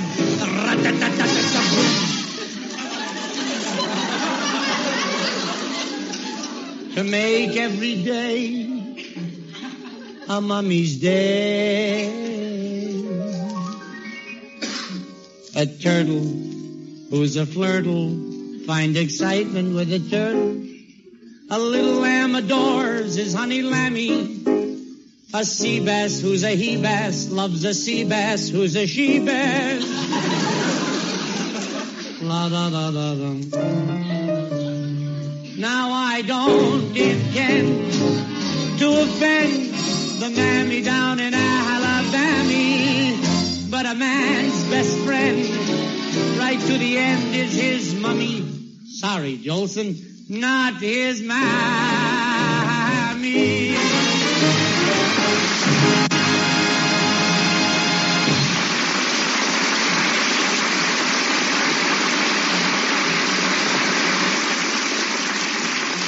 Never before Dreen, yes, never before Dreen could any shampoo reveal all the natural brilliance of your hair. Never before Dreen could any shampoo leave your hair so lustrous yet so easy to manage. When you Dreen your hair, you bring out all its sparkling highlights. When you Dreen your hair, you glamorize all its soft, thrilling texture. When you Dreen your hair, you remove all luster-dulling film and unsightly dandruff. And more, Dreen's rich whipped cream lather leaves your hair easier to set, easier to curl, easier to arrange. So for lovely, lustrous hair, for all types of hair, Dreen shampoo with hair conditioning action. Never before Dreen could any shampoo leave your hair so lustrous, yet so easy to manage. D-R-E-N-E, Drene Shampoo.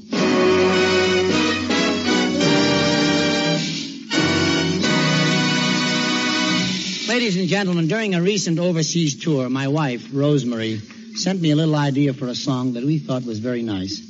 And just recently, with the help of Jerry Seelan, we finished it. And tonight, for the first time anywhere, Francis Langford is going to sing it with a special arrangement by Carmen Dragon. The song is Just Before I Sleep. Thanks, Francis.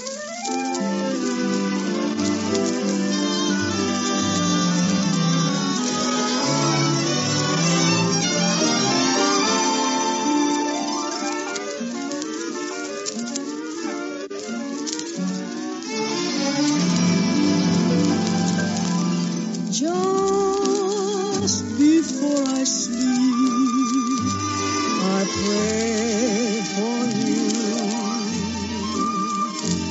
I love you with each prayer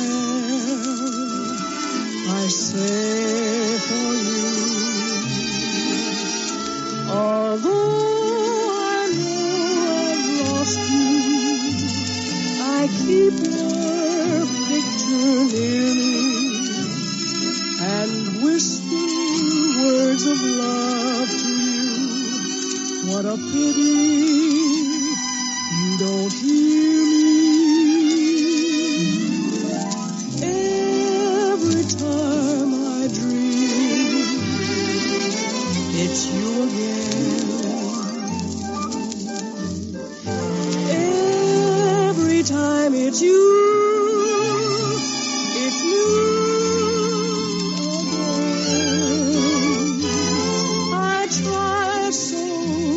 Forget you, I try with all my might, but just before I sleep, we always kiss goodnight.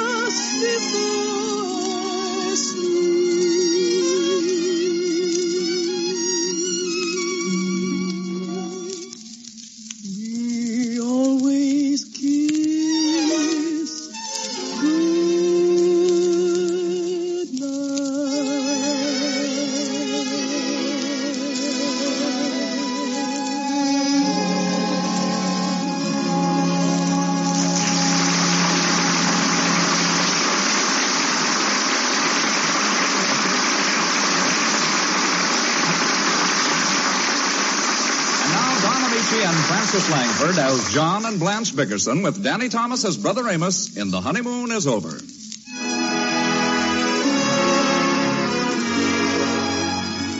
The Bickersons have retired. Mrs. Bickerson lies rigid but awake in the darkness as poor husband John, victim of an obscure type of insomnia that prevents other people from sleeping, exhibits the telltale symptoms of his dread affliction. Listen.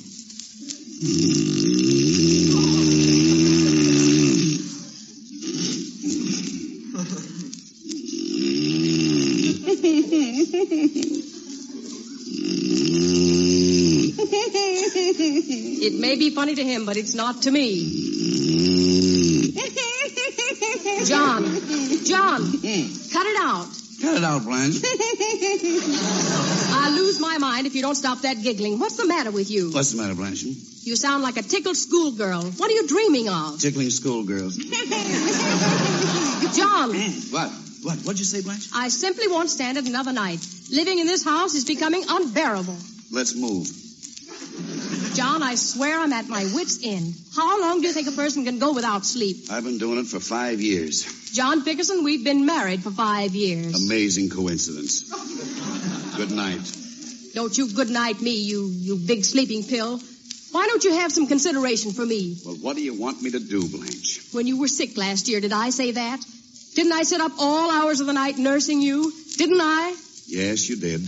And what was my reward? I got sicker. Sure, you can afford to be sarcastic now. You feel fine. I want to sleep. It's 2:00, Blanche. You don't remember how I catered to you every minute. When the doctor said not to let you have anything cold, didn't I give you all the ice water you wanted? You sure did. Almost killed me. That's gratitude. Well, I didn't expect anything else from you. You don't love me, do you, John? Oh, of course I do. Just because I don't say it every 5 minutes doesn't mean that I don't love you. Tell the truth, John. If anything happened to me, would you marry again? Never again. Well, you don't have to sound so vehement. Well, if I said it any softer, you'd say I didn't sound convincing. I don't know, Blanche. I just wish you'd let me sleep. I keep thinking how nice it was before we were married. Mm-hmm. You were so different then. You used to plead with me for a little kiss. Now you don't even think of it. Why? A mouse in a trap loses his taste for cheese. Very funny. Oh, you're so funny, John Dickerson. Well, I'm tired, and I have to get up early tomorrow. You just won't understand, will you? There are none so blind as those who will not see. Yeah? The one time I expected you to break down and offer me comfort, and you fail me. What? It's all right. I'll struggle through it alone. It won't be long, and when the time arrives, I don't even want to see you near me. What are you talking about? I'll go to the hospital by myself. You can sleep right through it. Blanche, are you... Hasn't Dr. Marvin told you, John? Nobody told me. What is it? I'm going to have my tonsils out. Your tonsils? What do you need to have your tonsils out for? You never have sore throats. Your tonsils never bothered you before. You never even knew you had tonsils. Dr. Marvin said it would help my disposition. Have them out, by all means. I don't think I will, after all. Okay, don't. Good night. The only reason I was going to do it is because I thought I'd get a good night's sleep. Okay, do it. Why should I suffer through an operation? You're the one who keeps me awake. Why don't you do it? Do what? Have your tonsils out. Okay, I'll have them out next week. You say it, but you won't do it. Have them out now. What? Go on, get up and call Dr. Marvin. Let him pull your tonsils out. Blanche, are you insane? It's 2:30 in the morning. The hospital stays open all night. Go on, let him pull your tonsils out. I haven't got any tonsils. I had them out when I was 9. Well, you need some new ones by now. Let him put some in. Oh, this is awful. You're deliberately trying to keep me awake. You know I have to get up early and go to work. Oh, don't make your job sound so important. If you take a day off, nothing will happen. No, nothing will happen except I lose a day's pay. I need all the money I can get. I've got to make a payment on the car tomorrow. Where will you get that? I've got it. There's $84 locked in the desk drawer. 60. 84. I looked yesterday. You didn't look today. There's only 60. What happened to the other $24? Don't look at me, John. Blanche, there are only 2 people who have a key to that drawer. You and I, and there's $24 missing. Well, we'll each put back $12 and say no more about it. How do you like that? Blanche, what did you do with that $24? I spent it. I bought some perfume. Perfume? $24 worth? How could you carry that much? Don't be silly. It was only a half-ounce bottle, and I got it wholesale. It's the newest thing. Very daring. It's called Perhaps. Perhaps. For $24, they should give you Positively. Well, I can't understand why you throw my money away on junk like that. It isn't junk, and you like it. How do you know? Because it's the same kind Gloria Gooseby uses. I hate Gloria Gooseby. Well, you're always sniffing around her. Don't you start with that woman. You're the one who started it. I'd like to spend one night in this bedroom without Gloria Gooseby. Just one night. She just douses herself with that perfume. That's how she catches all the men, the hussy. She's not a hussy, and she doesn't need perfume to catch me. I mean, I can't stand the sight of Gloria Gooseby. But you like the way she smells. I hate the way she smells. I don't see how Leo can live with her, and I wish they'd both drop dead. Now, either let me go to sleep or I won't go to work in the morning. Don't go to work. See if I care. You'd have lost a day's pay anyway if I hadn't torn up that summons. What summons? For you to serve on a jury. Well, you can't tear those things up. If I get a jury notice, I have to report. Why? Why? Because that's the law. You can't tear up any court order. I tore up the traffic citation. What traffic citation? The traffic citation they gave me to go to court in front of the jury that you were supposed to serve on, but I tore up the notice. Oh, Blanche, you'll have us both in jail. Well, that's where my brother Amos is. Amos? What has he got to do with this? Well, I was taking a driving lesson. Oh, Blanche, no! Not my new car. It's never been out of the garage. Well, it's out now. I took a driving lesson and paid the instructor $5 an hour. And who was the instructor? It was Amos, wasn't it? It was. I know it was Amos. I never even took the wheel. Amos was driving, and we suddenly saw this other car careening toward us at 100 miles an hour. Yes. Amos didn't have much time, but by an amazing piece of quick thinking, he managed to meet him head on. It's a funny thing, nobody got hurt. Not even the policeman. What policeman? In the other car. Now look, Blanche. Amos started to bawl them out about driving in the wrong lane, and they had some silly excuse about a police car having the right of way. Blanche! And then Amos got mad and hit one of the cops with a wrench. Blanche, where is my car? It's on Hill Street between 5th and 8th. 5th and 8th? That's 3 blocks apart. That's where the car is. About 3 blocks apart. Or it was. They took some of it away to the police pound. Some of it? Well, I don't care. I'm insured. I'm just happy they got that Amos in jail. They can't do anything to him. Oh, they can't, huh? That's reckless driving and resisting an officer. They can wrap him up good. They can't do a thing about his driving, and you know it, John. Why not? Because he doesn't have a license. Oh, that's different. They'll only add another 5 years. I hope they give him life. John, why do you despise my poor brother so? Because I hate him. And don't you dare ask me to help him, Blanche. Well, the least you can do is help me. I have to go to court, too. Well, it serves you right. Go on, testify against me. Get me locked up in jail. Oh, nobody's going to lock you up in jail. Let them put me on bread and water. You won't feel so good when I walk that last mile when they slit my pants leg. Blanche! Why don't you get me a reprieve, John? Oh, stop it! They're not going to do anything to you. Now go to sleep. Go to sleep, he tells me. My poor brother's in jail. My own husband's going to testify against me. Go to sleep. How can I sleep? I'll never... How can he be so heartless? Hello. Where's the phone, Blanche? I've got it. Hello? Blanche, this is Amos. I'm still in jail. Wait, Amos. I'll get John. Talk to him, John. Sure. Hello. Jocko? Drop dead. Oh, listen, you gotta come down and spring me. This is the first call they let me make. Drop dead. Don't be sorry, Jocko. I'm in an awful jam. I'm in a tank here with 50 other bums. Drop dead. But I got money enough to pay for all the damage. I think I even got enough for the bail bond. Get me out, will you, Jocko? Drop dead. I swear I'll pay you. I got plenty of dough. I started a crab game here and won over $400. Dropped $400. Amos, are you loaded? No, but the dice were. Hey, come down and spring me, will you, Jocko? Well, I'm going to think about it, Amos. Right now, I'll leave you with 2 words. Yeah, well, what's that? Drop dead! Now I can sleep. Please, John, dear, get my brother out of jail. Well, I'll think about it. I'll do anything for you, John. Please bail him out. Pour me a shot of bourbon, Blanche. Are you sure you wouldn't like a double shot, dear? Just a single. Thanks. Ah, wonderful stuff. I promise I'll never wake you up again, darling. And will you forget all about Gloria Gooseby? Forever. Just get Amos out of that nasty jail. Well, we can't do anything about it until morning anyway. In the meantime, I think I'll get a good night's sleep. Certainly, dear. Are you comfortable? Perfect. Just perfect. Snore to me, John.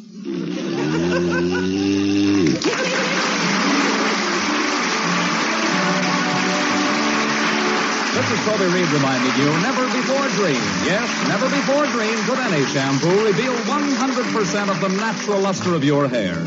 Listen next Sunday for another pleasant half hour with Don Amici, Danny Thomas, Francis Langford, Carmen Dragon and his orchestra. And now here is Don Amici wishing you good days, good nights, and good luck until we meet again.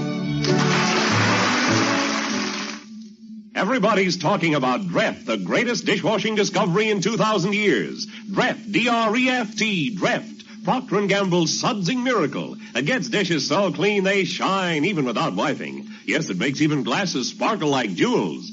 Dreft simply can't leave any streaks on dishes the way all soaps do. Why, with Dreft, your nicest glassware positively shines. Dreft is kind to your hands, too. Get Dreft in the bright green package. That's D-R-E-F-T, Dreft. Danny Thomas appeared by arrangement with Metro-Goldwyn-Mayer, producers of the human story behind the atom bomb, The Beginning or the End. Danny Thomas's song was written by Jerry Seelan with special music by Carmen Dragon. Ladies, it's more important than ever that you save kitchen fats every day, every mealtime. To help get more soap, fabrics, and other items you want and need, save those fats. The need is urgent, the reason sound.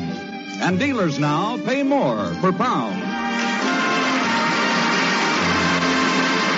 This is NBC, the National Broadcasting Company.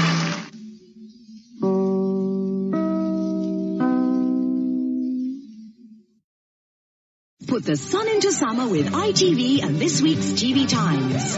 There are details of the super summer programs coming your way and features on the big stars and the new shows you'll be seeing. TV Times family scene is full of interest. Cookery, fashion, competitions, Stu Potts treasure trail, Katie's letter page, Roger Elliott's star forecast. I never knew there was so much in it. There's plenty for everyone, so put the sun into summer with this week's TV Times. Keeping the radio memories alive thanks to the sponsorship of John Paul Pet.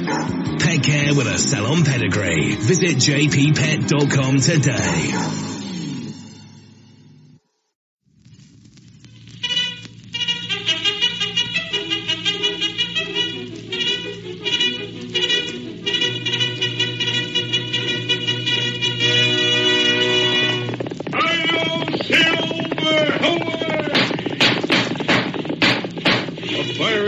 With the speed of light, a cloud of dust, and a hearty hi-yo silver, the Lone Ranger.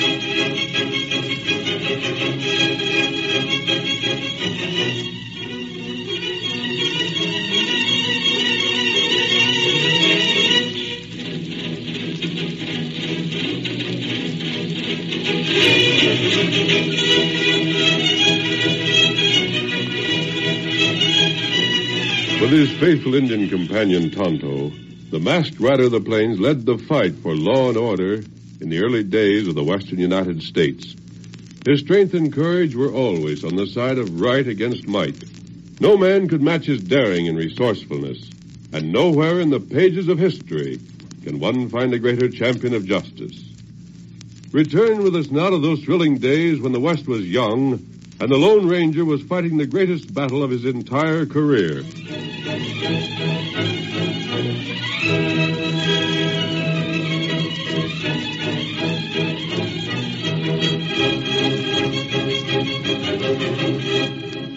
At an isolated camp in the wild and barren region along the Rio Grande, a band of 8 roughly dressed men were busily saddling their mounts.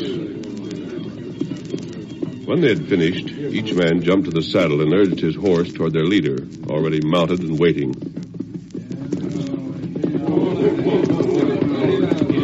This leader, a huge man with a bright shock of coarse red hair, had an air of grim resolution about him as he waited for his men to gather.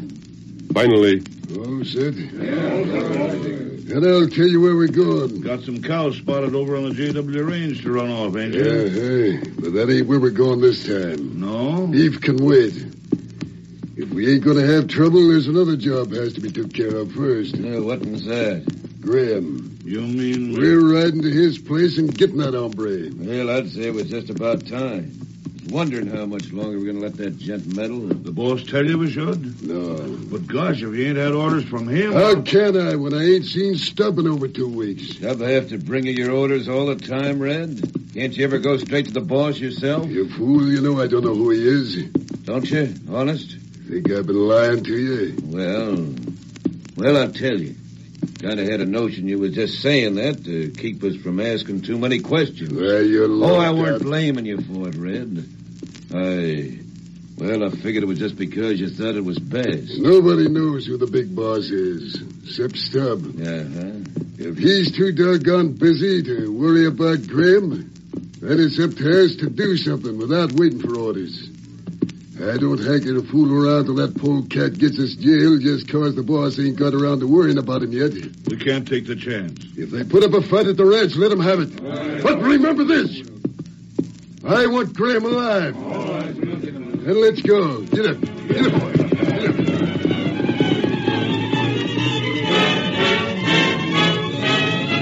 At Graham's ranch house, Arizona Lawson paced the floor uneasily while Graham looked on. At length, with Arizona's pacing getting on the rancher's nerves, he spoke sharply. Arizona, stop it. Huh? Sit down for a while, can't you? You're driving me loco. Just the same, Graham, I'm worried. So you said, and I've told you you're foolish. Yeah? Well, ain't Gunner dead?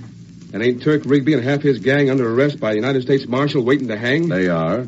And ain't it us in town that sent them there? We did. And what makes you think the rest of them outlaws won't try to get even? You think they'll just stand by while we get them one by one without doing something to stop us? What are you afraid of? Expect to see them come riding here? Well, why shouldn't they? What's to stop them? Right now, there ain't a man on the place, excepting you and me. They don't know that. How do you know they don't? What makes you so doggone sure? I just feel that they don't. And if they didn't know it, what makes you so certain they wouldn't come anyhow? Ain't they done the same before when somebody stomped on their toes? We're too close to town.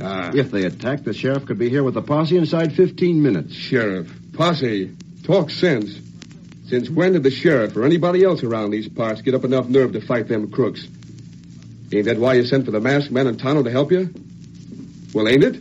Well... And ain't that why we had to tote Turk and the others clear over to the marshal's office? Because we couldn't trust the sheriff to guard them right? Yes, but now things are different. Different? How do you mean? Then these outlaws had everything their own way. Now we've shown the people around here they can be beaten. I've an idea you'll find they're getting their courage back.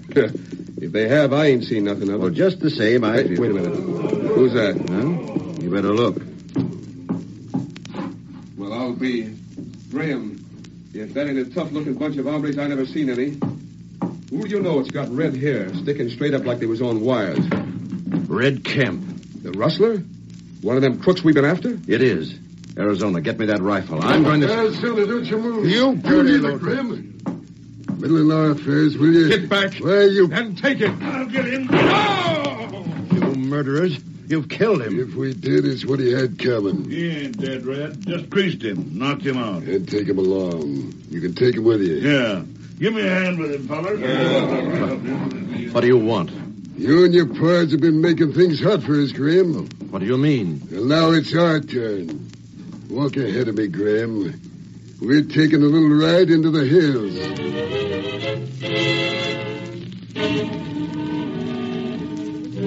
Several hours later, Tonto, the Lone Ranger's faithful Indian companion, arrived at the ranch house and read the signs that told of Red Kemp's successful visit. Mounting Scout, he immediately headed for the hills along the Rio Grande. And that evening, on a rocky shelf where his work could be seen only by the occupants of a certain cave on the far side of the river, he built a glowing signal fire. He permitted the blaze to flame up for only a few brief minutes. Then, covering the fire with earth, he settled down to wait. An hour, 2 hours went by. Then, at first faint in the distance, he heard the approach of a single horseman. The hoofbeats came rapidly closer, and when at last the horseman reined up where Tonto stood, he was revealed as a padre who had long been the masked man's friend. Oh there. Oh. Tonto, the masked man and I, we saw your signal. I came at once, amigo. Why have you sent for me? There is trouble, yes? There heap trouble. What is it? Me tell you, you tell Lone Ranger. See. Then white friend tell Tonto what do. You want the Lone Ranger's advice? Then tell me your problem. You shall have it.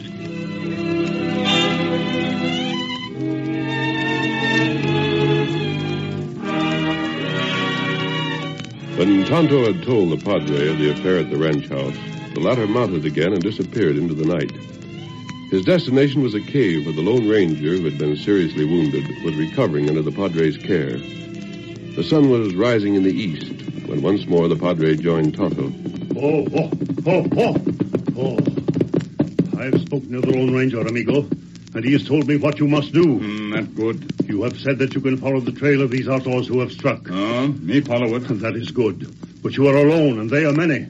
You must not attack without help. How get help? The Lone Ranger says that you must ride to Spanish Flats. There you will call upon the sheriff. Him not help.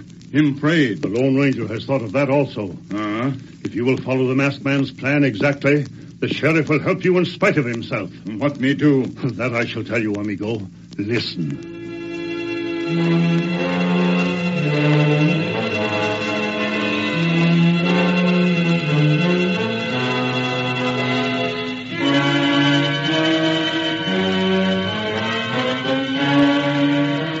In the meantime, miles to the west, but also within the wilderness region along the Rio Grande, Red Kemp and his followers had established a camp that served them as a hideout between raids.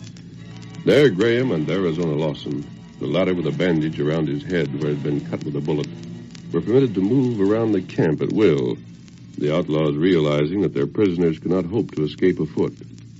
Graham was depressed by his capture, but Arizona had not given up hope. I was a blind fool, Arizona. I should have listened to you when you tried to warn me. Shucks, Graham. There ain't no use crying over spilt milk. But look what's happened. Likely would have happened anyhow.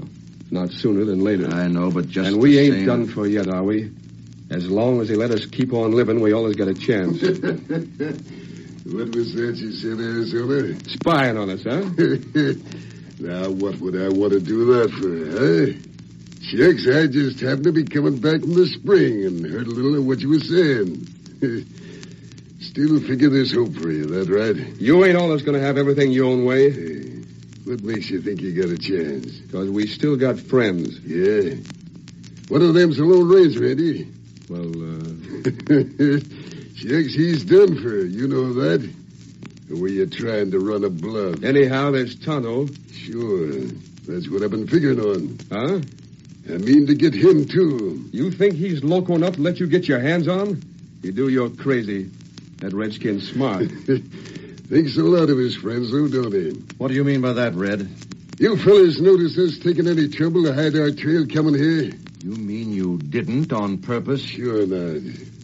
What's the Injun going to do first thing after he finds out you fellas are gone? Well, he'll no doubt go out. You needn't be afraid you'll give something away.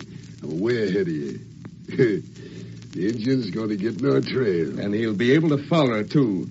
Tonto can read sign better than any Apache. Then he'll try to get you fellas free. But seeing as how that's just what we expect, we'll be waiting for him. Then we'll have the three of you. Why, you don't let him scare you, Graham. It's him that's forgot something. Have I? You have, Red. You forgot that Tonto can bring the law along with him. You forgot that he don't have to come here alone. Well, what's so funny about that? Golly, that's a good one. Huh?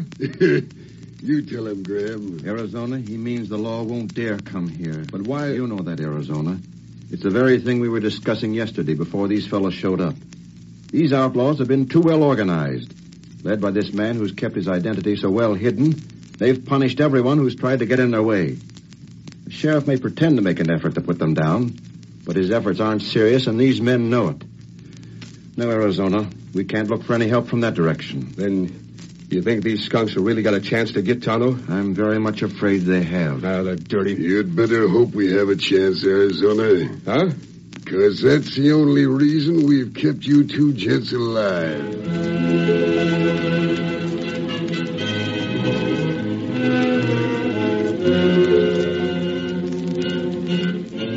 If it had been possible for Red Kemp to be present in the office of the sheriff when Tonto called upon him, Red's confidence that the law would not attempt to molest him would have been amply justified.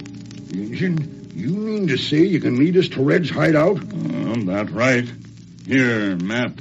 Huh? What's that? It show how find camp. You drew that up? Huh. How do I know this ain't some kind of a trick? How do I know you ain't working with them crooks to get us over east there, while your pards try another of their cattle raids over to the west? Me tell truth. It can be proved easy enough. How that? Well, I'm going to send Mitch there out to check up. Hear that, Mitch? I heard you. Mitch is a right good man at trailing. I'm going to give him your map. If he comes back and says you're right, I'll make up a posse and we'll go after them skunks. But if he says he ain't, well, it's likely to go hard with you. Me tell truth, all right. And if you have, come back tomorrow. Why wait? Gotta give Mitch time for the job, don't we? Go on, vamoose. I give you all the time I can for now. Like I said, you come back tomorrow. Me go. Doggone it, Sheriff. What do you mean by telling that redskin I knew how to read sign, huh? You think I want to get mixed up with them crooks? I don't savvy. Oh, the Injun was telling it straight, all right. I could see it. Then why'd you tell But tomorrow, you're going to bust in here and say the Injun was dead wrong. You're going to say Red's gang's in the other direction. Why say anything? You want the Injun to claim we wouldn't go after Red when we had the chance? Oh. Sirree. I'm playing it smart. I'll ride out with a posse, all right. But I'm making doggone sure we ride where them outlaws ain't.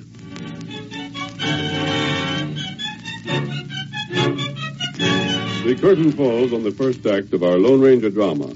Before the next exciting scenes, please permit us to pause for just a few moments.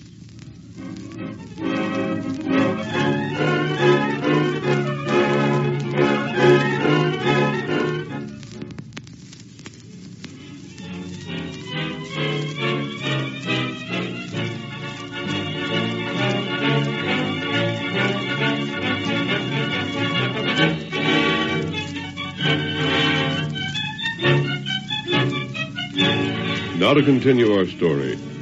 At noon the following day, a large posse was forming in front of the sheriff's office.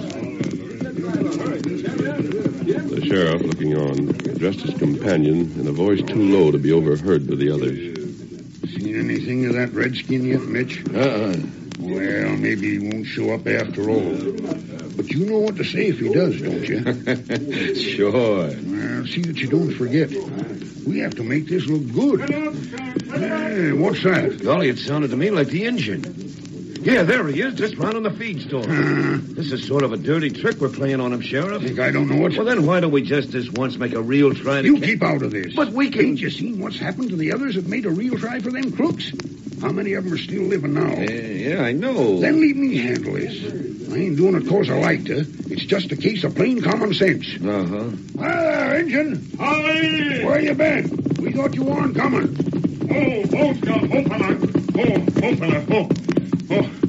Well, me get here. And so when do you have the nerve? Fellas, this is the redskin I was telling you about. Grab him. He's under arrest. Oh, no. Well, what matter? As if you didn't know. Me not know. You was trying to trick us, that's what. Mitch went out and checked up just like I told him to do. That map you give him showed you trailed the Reds gang to the east, and Mitch found their trail going west. That's not right. Hold out your hands. What you do? That's what I'm doing, Injun. Now let's see you try to make a break for it with them cuffs on you. You will not go after outlaws? Sure we are. And why you... But we ain't going to waste our time like you'd have us doing. We're going where we know they'll be. You loco. Yeah? Well, we'll see how loco I am. You're coming along, and you're riding ahead of me. One move that looks funny, and I'll let you have it. I'll me not try get way. See that you don't. Ready, fellas? Then let's go. Get up.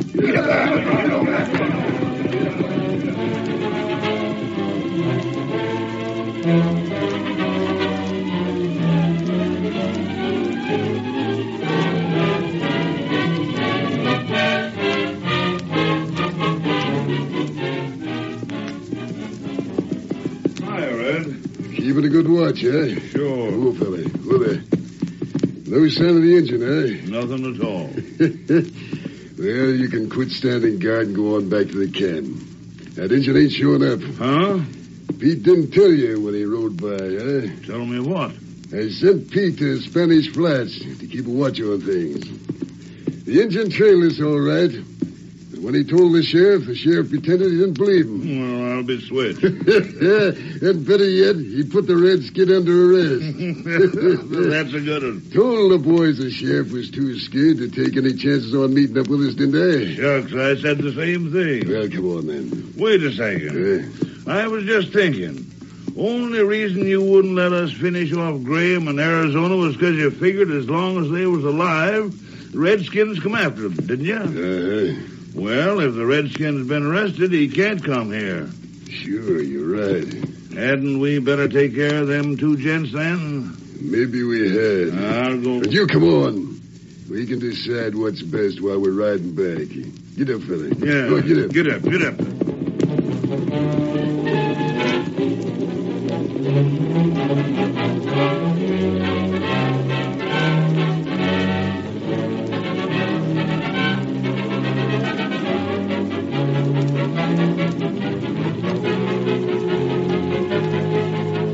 All that afternoon, the posse led by the sheriff rode steadily in a southwest direction with Tonto just ahead of the lawman.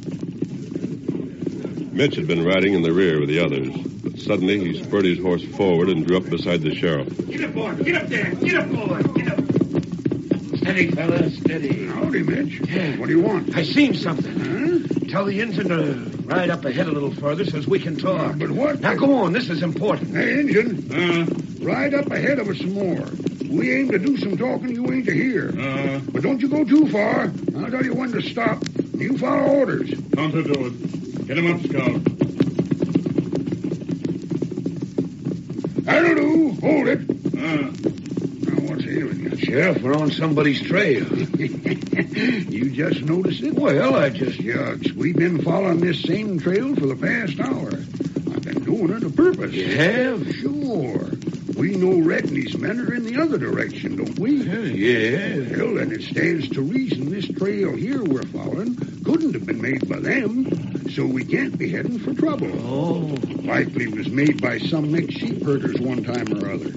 Old one, ain't it? Well, don't ask me. Told you I wasn't no good at reading signs. Well, I figure it is. But it makes things look right.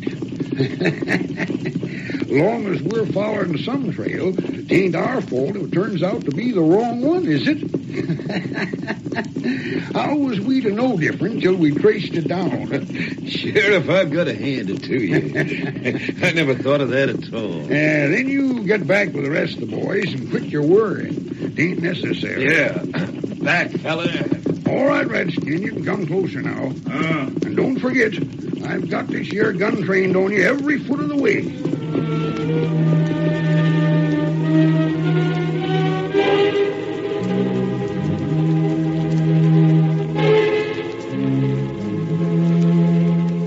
Night had arrived. The outlaws had finished their evening meal about their several campfires, when finally Red rose to his feet and strolled slowly toward the two prisoners. Well, how do you two gents feel? What's it to you? I just wondered. Didn't want you feeling too good, because if you was, the news I got for you wouldn't sit so well. News? For us? Seen me and the boys talking things over before we ate, didn't you? Yes. What were you skunks up to? Just figuring the best thing to do with you fellas. You said you were keeping us alive until you captured Tonto. But all that's been changed. What do you mean, changed? Tonto can't get here. He's had a run-in with the law. You're making that up. Yeah. Well, it don't matter much whether you believe me or not. But he did. The sheriff's arrested him. What for? For telling the truth. What are you talking about? Let it pass. What I've come to say is that being the case and the scheme I had for getting Tonto can't work, I don't see any more reason for letting you gents go on living. You're going to finish us off? That's what we decided on. Well, you dirty lord. There's nothing to get excited about. Nothing you can do to stop it. It's what's been decided, so that's the way it'll have to be. You'll pay for this, Red. I don't reckon I will. No? Well, just wait and see if you don't. Tonto will fix you somehow. He'll Shut up. You'll Get moving. Hey, what are you took Graham. Where you're taking I us? told you. No, Red, you can't. Wait now. Go. I say shut up, I mean it, Graham. Maybe you'll believe me. Get moving. How are you going to do it, huh? Ain't you the gents that set out to see me and my parts, young? Well, ain't you? Oh, I wouldn't say Well, you that. did. So we're giving you what you was set to give us if you could. You're going to hang us? Just right the first time. Well, here they are, fellas. Who wants to donate a rope? I got one. Well, you get yours, Slim. Use that tree there. Better take Graham first, huh? How about Red? You can't do that to him. Reckon he'll give us the most fun. Then maybe Arizona will do a little hollering when he sees we mean business. Well, Listen. horses. Get your guns ready. If that's a posse, we'll let him have it.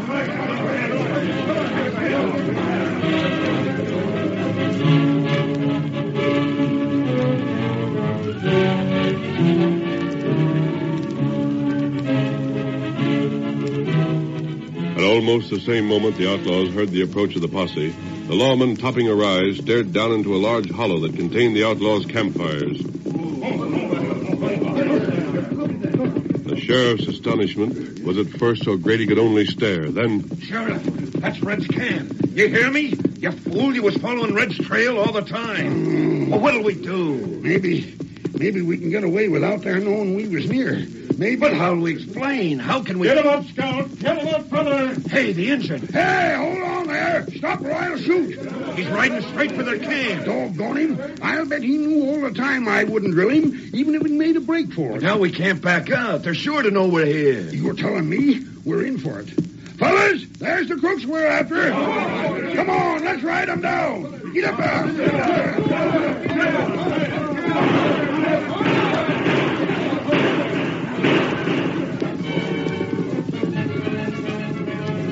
sweeping down upon the startled outlaws, the posse rode with desperation and fought like so many wildcats. Tonto, in spite of the fact that he was handcuffed, rode straight for Red. And when the latter, in his haste, missed a point-blank shot, Tonto struck him down. The sheriff and Mitch, who had been unwilling to face the gang, led the posse into the thick of the battle, fought with the courage of brave men. If the numbers of the outlaws had been twice as great, they would have had to acknowledge defeat. Soon the air was loud with their shouts of surrender and... Don't shoot! We give up! Round them all up, fellas! Blast down any that won't give up! Hi there, Graham! Get up, fellas! Get up! Whoa, boy, whoa. Sheriff, I take everything back that I've ever said about you. I didn't think you'd have the nerve to come for us. Didn't, huh? I just wish the rest of the gangs that's been working together in these parts was here. I'd get them, too.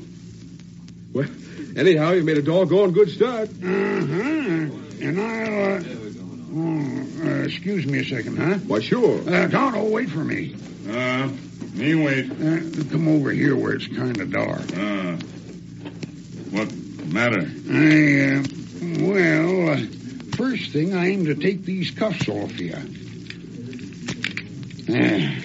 Tonto, you tell me something. I've just begun to get my eyes open. Did you make that map point the wrong way, knowing on account of it, we'd go just opposite and find these crooks without even wanting to? Me not say. That's what I was hoping. What you mean? Tonto, you keep still about the truth of this, and I'll be your friend for the rest of my life. Tonto, do it. Tonto, you're all right. And now I'll tell you something. What that? You tricked me, Tonto, but doggone if I ain't glad you did.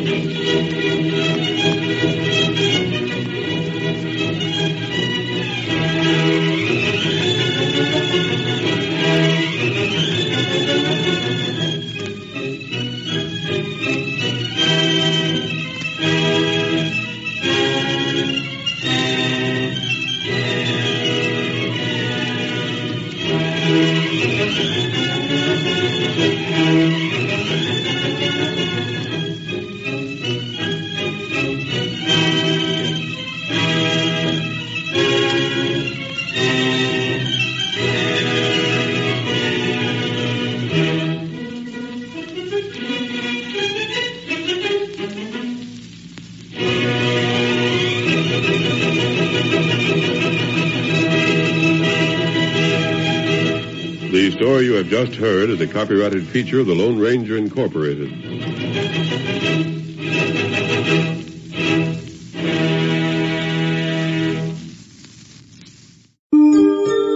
Vintage Radio. Keeping the radio memories alive thanks to the sponsorship of John Paul Pet. Pet care with a salon pedigree. Visit jppet.com today.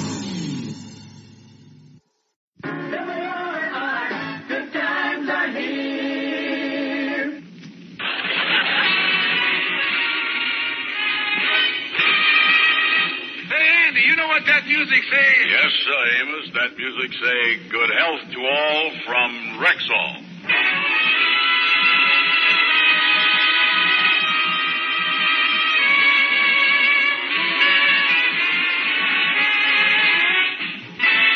The 10,000 independent Rexall Druggists of America proudly present transcribed Amos and Andy's 10,000th radio broadcast. Written by Joe Connolly and Bob Mosier, and featuring Johnny Lee, Lillian Randolph, Madeline Lee, Fred Clark, Herbert Rawlinson, Millie Bruce, Eleanor Harriet, Leo Cleary, Jeff Alexander's music, yours truly, Harlow Wilcox, and starring radio's all-time favorites, Freeman Gosden and Charles Correll, Amos and Andy.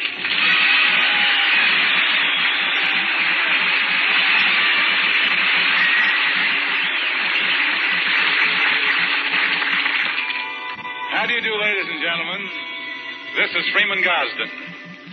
Today marks the 10,000th time that we have been before the microphone, and again we are very grateful to you.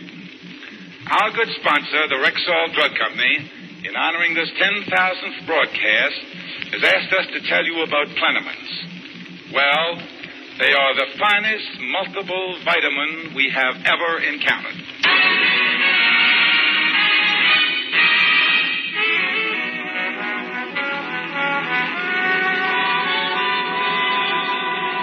Gentlemen, tonight is quite a memorable evening in the history of Amos and Andy. The 10,000th time they have come before the microphone. And to take you back in spirit to those early days, here is the voice that was so long associated with Amos and Andy, Bill Hay.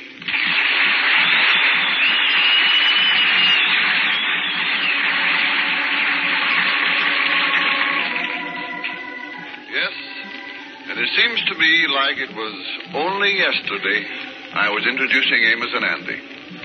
Only yesterday when the boys first came to New York from the South. I remember they took a furnished room up on 134th Street. And the first day Amos came home, he found Andy doing a little figuring. 7 million, 8 million, 10 million. Yes, I blew. Yes, I blew till everybody. Say, Andy, what is you figuring over there, son? Well, Amos, now that we is in New York, I'm going into broker business. I'm figuring on the money I gonna make here. I'm counting on being another J. Ping Pong Morgan. Well, I think Wall Street, Andy, is a little too high for us, son, but I tell you what, we ought to get some kind of job. Yeah, that's right. We don't want to keep on nibbling on our savings here. You know, I got the evening paper here. I think we could look into help wanted ads, Andy, and see what they got in there. Yeah, give me that thing. Let me see here.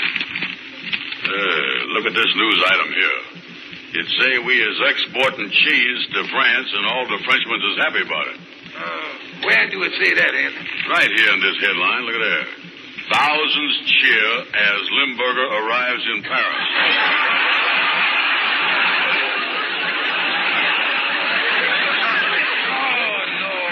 That's Lindbergh. Oh. Yeah, the want ads is inside the paper and toward the back there. Oh, yeah. Here we is. Yeah, say, look at that, Andy. There sure is a lot of ads for taxi cab drivers. Yeah, you think we could get a job driving a cab, huh? No, we got $400 saved, Andy, and I was just thinking, maybe me and you could get a cab of our own. Buy a cab? Amos, check and double check.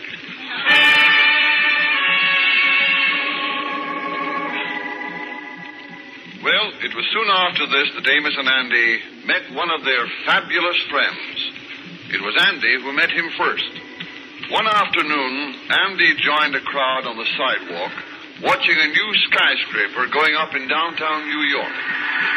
Boy, they sure puts these bills up high. Yes, sir, they really up. Hey, excuse me for protruding, mister, but ain't you got a hold of my watch chain? Your watch chain? So I does. Yeah, well, how you like that? Yeah, one of these solid gold cufflinks of mine must have hooked on your watch chain there. It's lucky I done remembered what my grandmother told me before I left home. I got my watch chain attached to my underwear. As soon as I felt my BVDs creeping up on me, I knowed something was wrong. Allow me to introduce myself, stranger. The name is Stephen, George Kingfish Stevens. Kingfish? Yeah, they called me that because I is the head of that great fraternity, the Mystic Knights of the Sea. How you do? I is Andrew Hogg Brown from Marietta, Georgia. You see, me and my friend Amos Jones just got to New York, and we think about buying a taxi. I got $340 right here in my wallet. $340, huh? Thinking about buying a taxi cab, yeah. Now, lucky you run into me, son. It just so happens that I got just the right car for you. Oh, I got...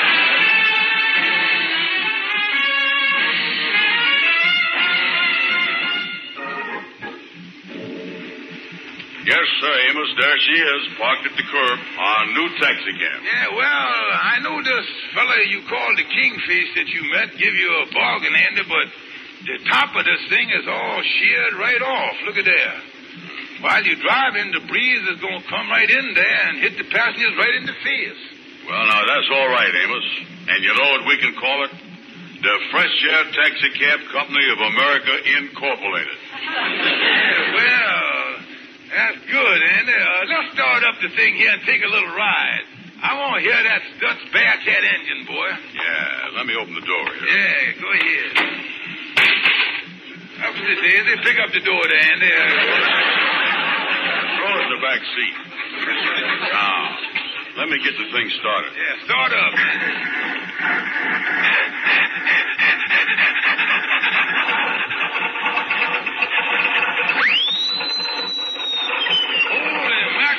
Listen to that Bearcat motor. Yeah, it sounds like the bear is chasing that cat all around it.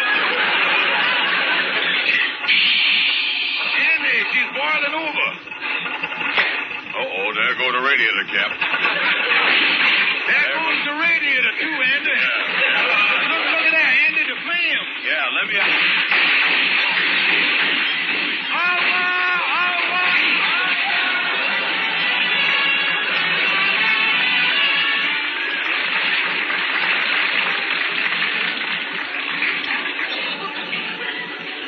Well, despite the depression, the boys didn't do too bad with their Fresh Air taxicab.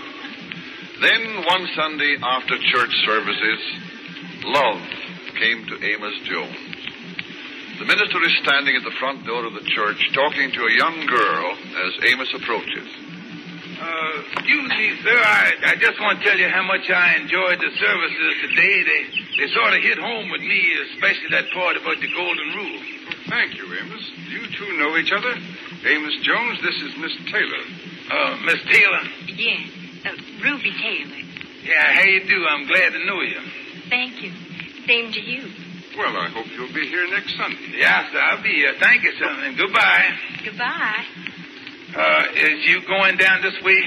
Yes. Mind if I walk with you, Miss Taylor, Ruby? Not at all, Mr. Jones. Amos.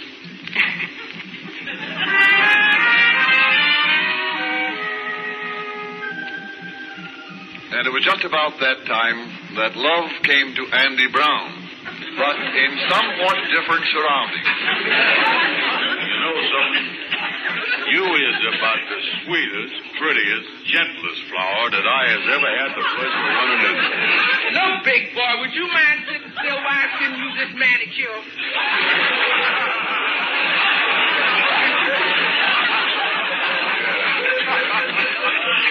Yeah, but you know something? You is the cutest hunk of female gender I done eyeballed in a long time. Listen, just wasting your time. I's a widow and I knows all about men. When it comes to love, it's going to take a real man to kindle the flame. Kindle the flame? Mm-hmm. Shake hands with old lamplighter.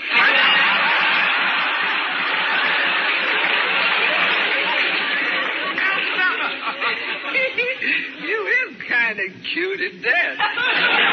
I can see you is a sugar daddy. That's my one big requirement. I can see you as a woman. That is my one big requirement. Oh, rasputin. You know, my name is Andrew H. Brown.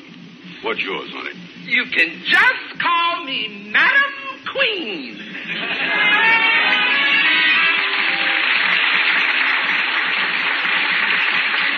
Probably nothing caused as much comment in those days as Andy's romance with the fascinating widow, Madam Queen. 1 month, the wedding was on. The next month, it was off. But finally, back around 1932, something happened that led up to the most exciting event in the lives of Amos and Andy. Andy and Madam Queen signed a marriage agreement in the presence of her attorney. Sit down here at the desk with me, Amos. Yeah, tell me this, Andy. How is the wedding coming along, old boy? Oh, Amos, the wedding is a week from today.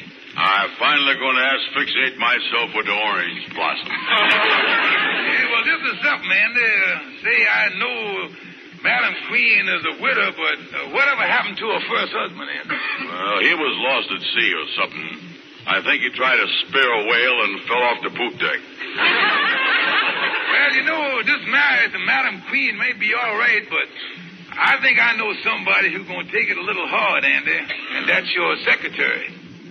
Yeah, you've been stringing her along for the past few months. Yeah, that's right. I better get her in from the back office and tell her the bad news. Wait a minute, I'll call her on my new intercommune system. Yeah, but wait a minute, though, Andy. You can't signal for her. When you put that buzzer system in, you done got it in backwards. You put the button in her office and the buzzer in here in yours. Yeah, well, I got it all worked out. Now, watch this. Buzz me, Miss Blue. Now will you come in here? I hope you don't take this too hard. Yes, Mr. Brown. Say, Miss Blue, there's something I want to tell you. I think I know what it is, Mr. Brown. I read in the paper about your coming marriage to Madam Queen. Well, now, Miss Blue, there ain't no sense getting sore about it. I done signed the marriage agreement in front of the lawyer. Oh, Andy, I'm not angry. I think you're one of the finest men I ever met. You does, huh?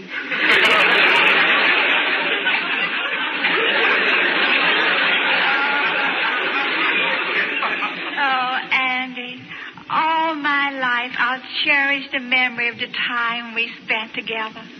These hours in the office and the way you used to hold my hand. And the way we lingered in the hall over those long good nights. Yeah.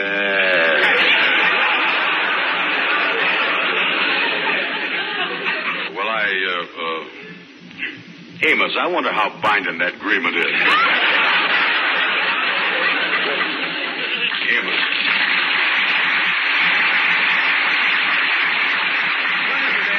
Call up the newspapers and tell them I done give Madam Queen the gate. The nuptials has just been nipped.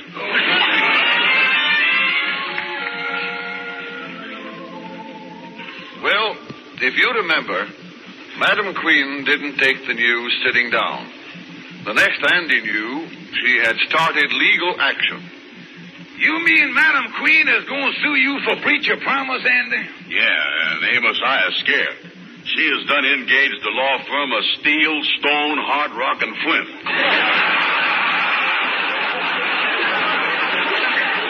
Oh, I want to tell you something.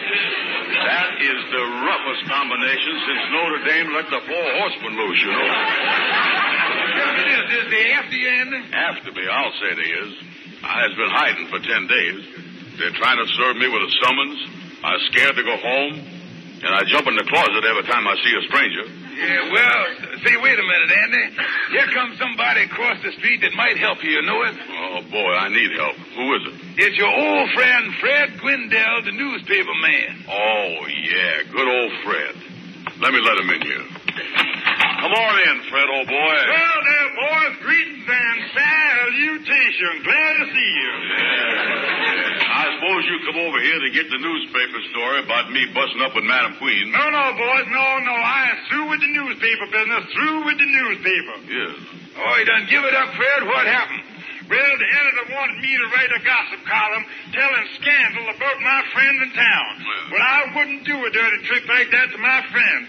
So I done quit that job. Done quit the job. Well, now, that's what I calls a gentleman and a true friend. What kind of job you got now, Gwendell? I was a process server. Here's your summons, Andy. See you in court, boys.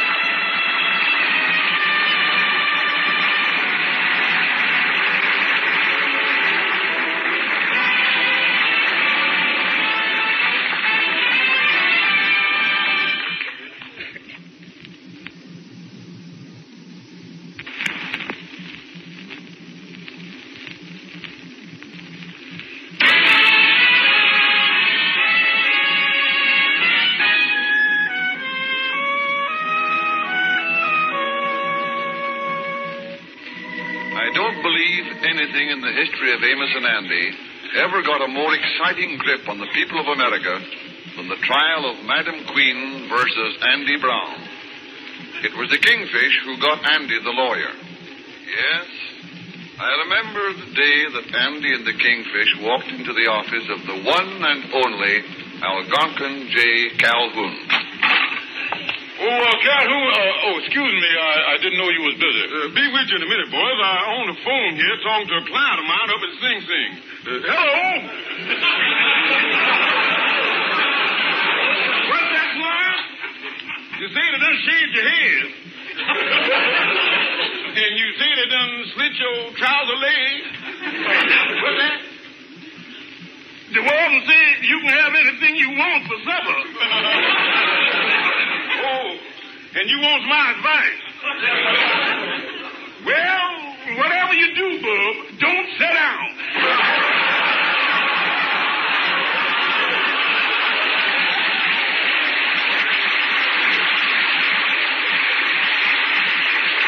So long, and I do mean goodbye.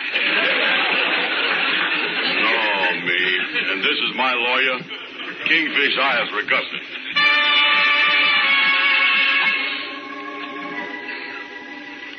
Then, at last, the fatal day arrived. The courtroom was packed with press and spectators, and the whole country awaited the fate of Andrew H. Brown as the trial got underway. The court will now come to order. I'd like to warn the spectators that although this is a highly controversial case, the court will tolerate no emotional outbursts from anyone in this courtroom. Is the counsel for the plaintiff ready? We are ready, Your Honor. Is the counsel for the defendant ready? We ready as we ever gonna be.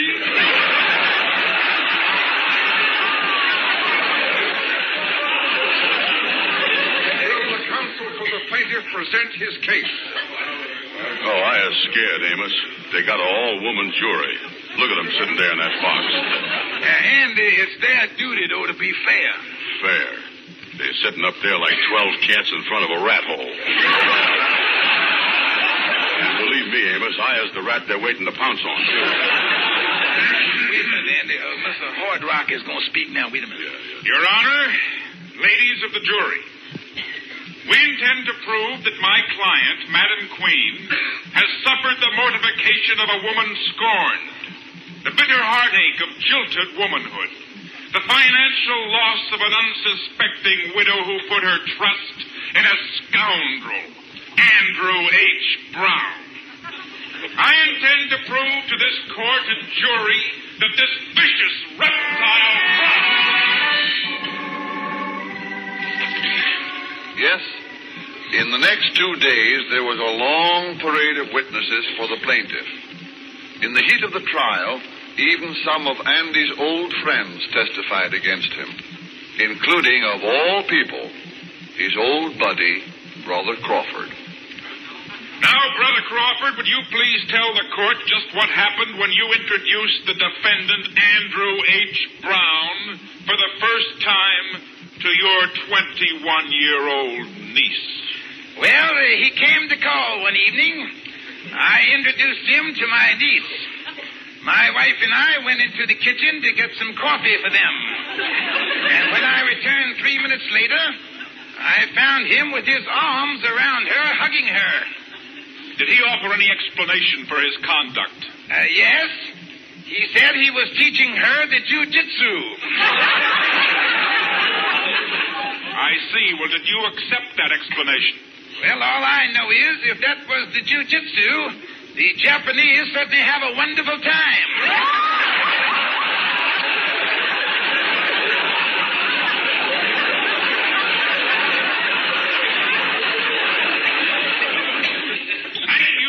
Crawford, your witness, counselor. You think I ought to cross-examine him? Better not, Calhoun. He might tell what happened with the other niece. No questions, Your Honor.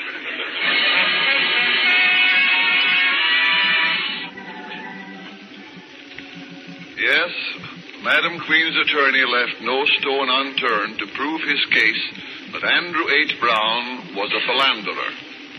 Even poor Lightning had to take the stand. Now, Lightning, you were employed as janitor for the Fresh Air Taxi Cab Company at the time a certain Miss Blue was employed as secretary by Andrew H. Brown? Yeah, sir, that's what I was. Yes, sir. During the time of Miss Blue's employment, would you say that Mr. Brown spent more of his time dictating to her or making advances? Well, all I know is that in the 2 years she was there, she asked me to sharpen a pencil only once.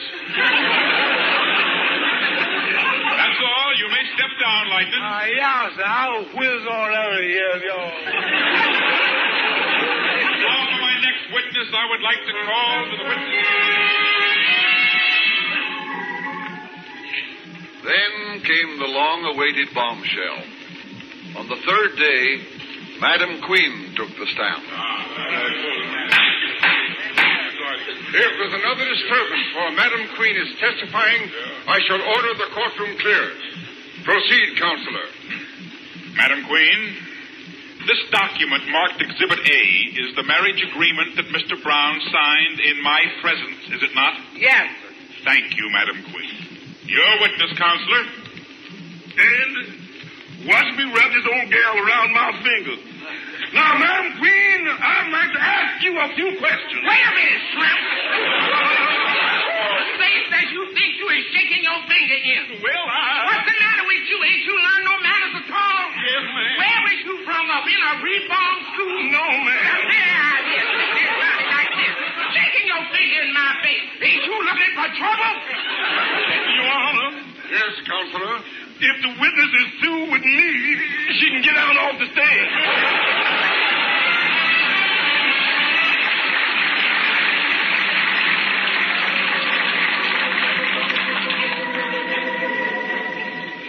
Well, the next day, Madam Queen's attorney rested his case, and Algonquin J. Calhoun took over for the defense.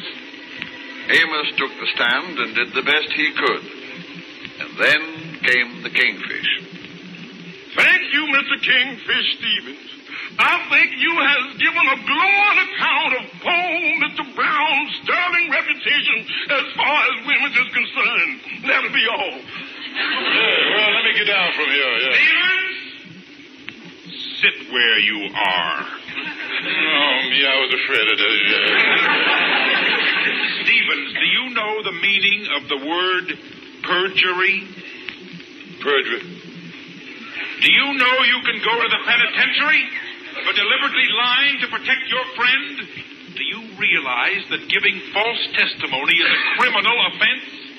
Do you realize that everything you've said here can be used against you? Now, what do you have to say about that? Your Honor? Yes, Mr. Stevens? How does I go about turning state's evidence?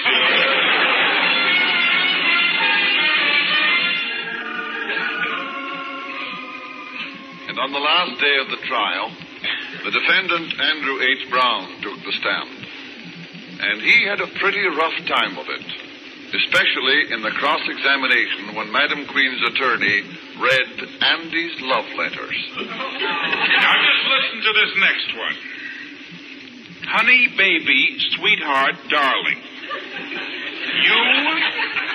You is everything in the world to me, my precious one. When I looks at you, my poor heart melts like hog fat on a hot griddle.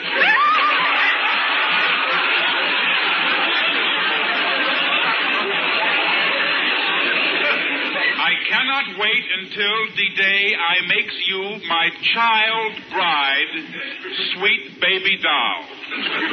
Signed, Hoopsie.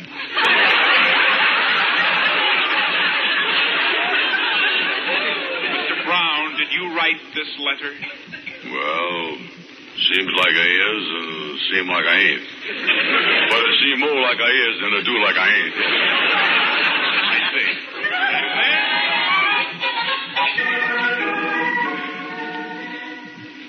The next day, the testimony was at an end, and the judge made his charge to the jury. Ladies of the jury, in view of the evidence presented by the plaintiff and the futile attempts of the defense attorney to refute the charges, I can hardly see how the jury can fail to bring in a verdict other than guilty as charged. I hereby order that the jury be locked up until such a time as they can... Oh, me, Amos, the jury's been out for 2 hours. I don't know what to do. Oh, yeah. Oh, see, listen, Andy. Yeah, here they come back now. Yeah, they're filing in the jury box. Look at Madam Queen sitting over there. They're going to throw me in jail and everything else.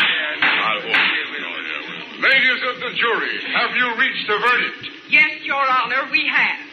We, the members of the jury, find the defendant, Andrew H. Brown. Holy mackerel, that's Madam Queen. Yeah, look at that. She is fainted. Yeah. Somebody do something. Help her out. Some water, yeah. Come on. Come on, let's get it. Stand away,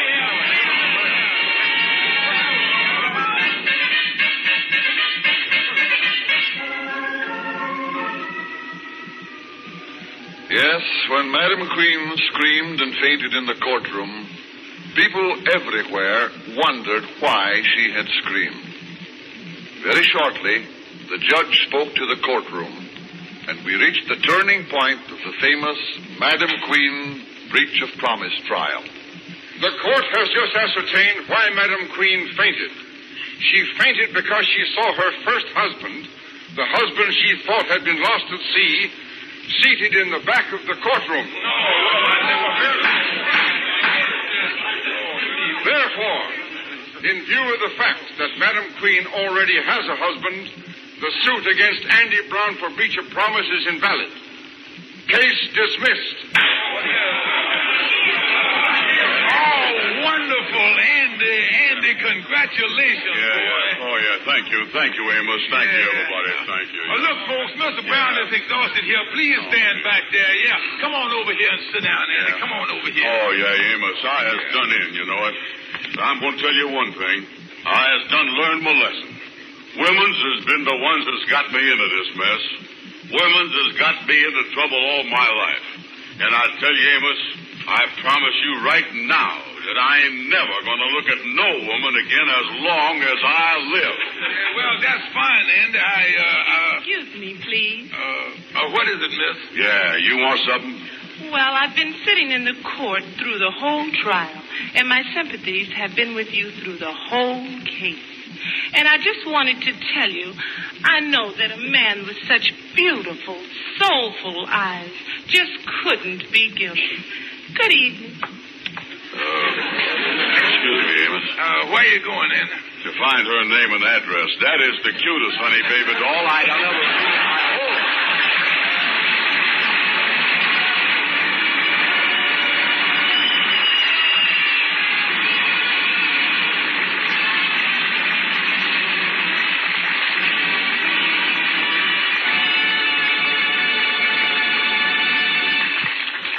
Now, here...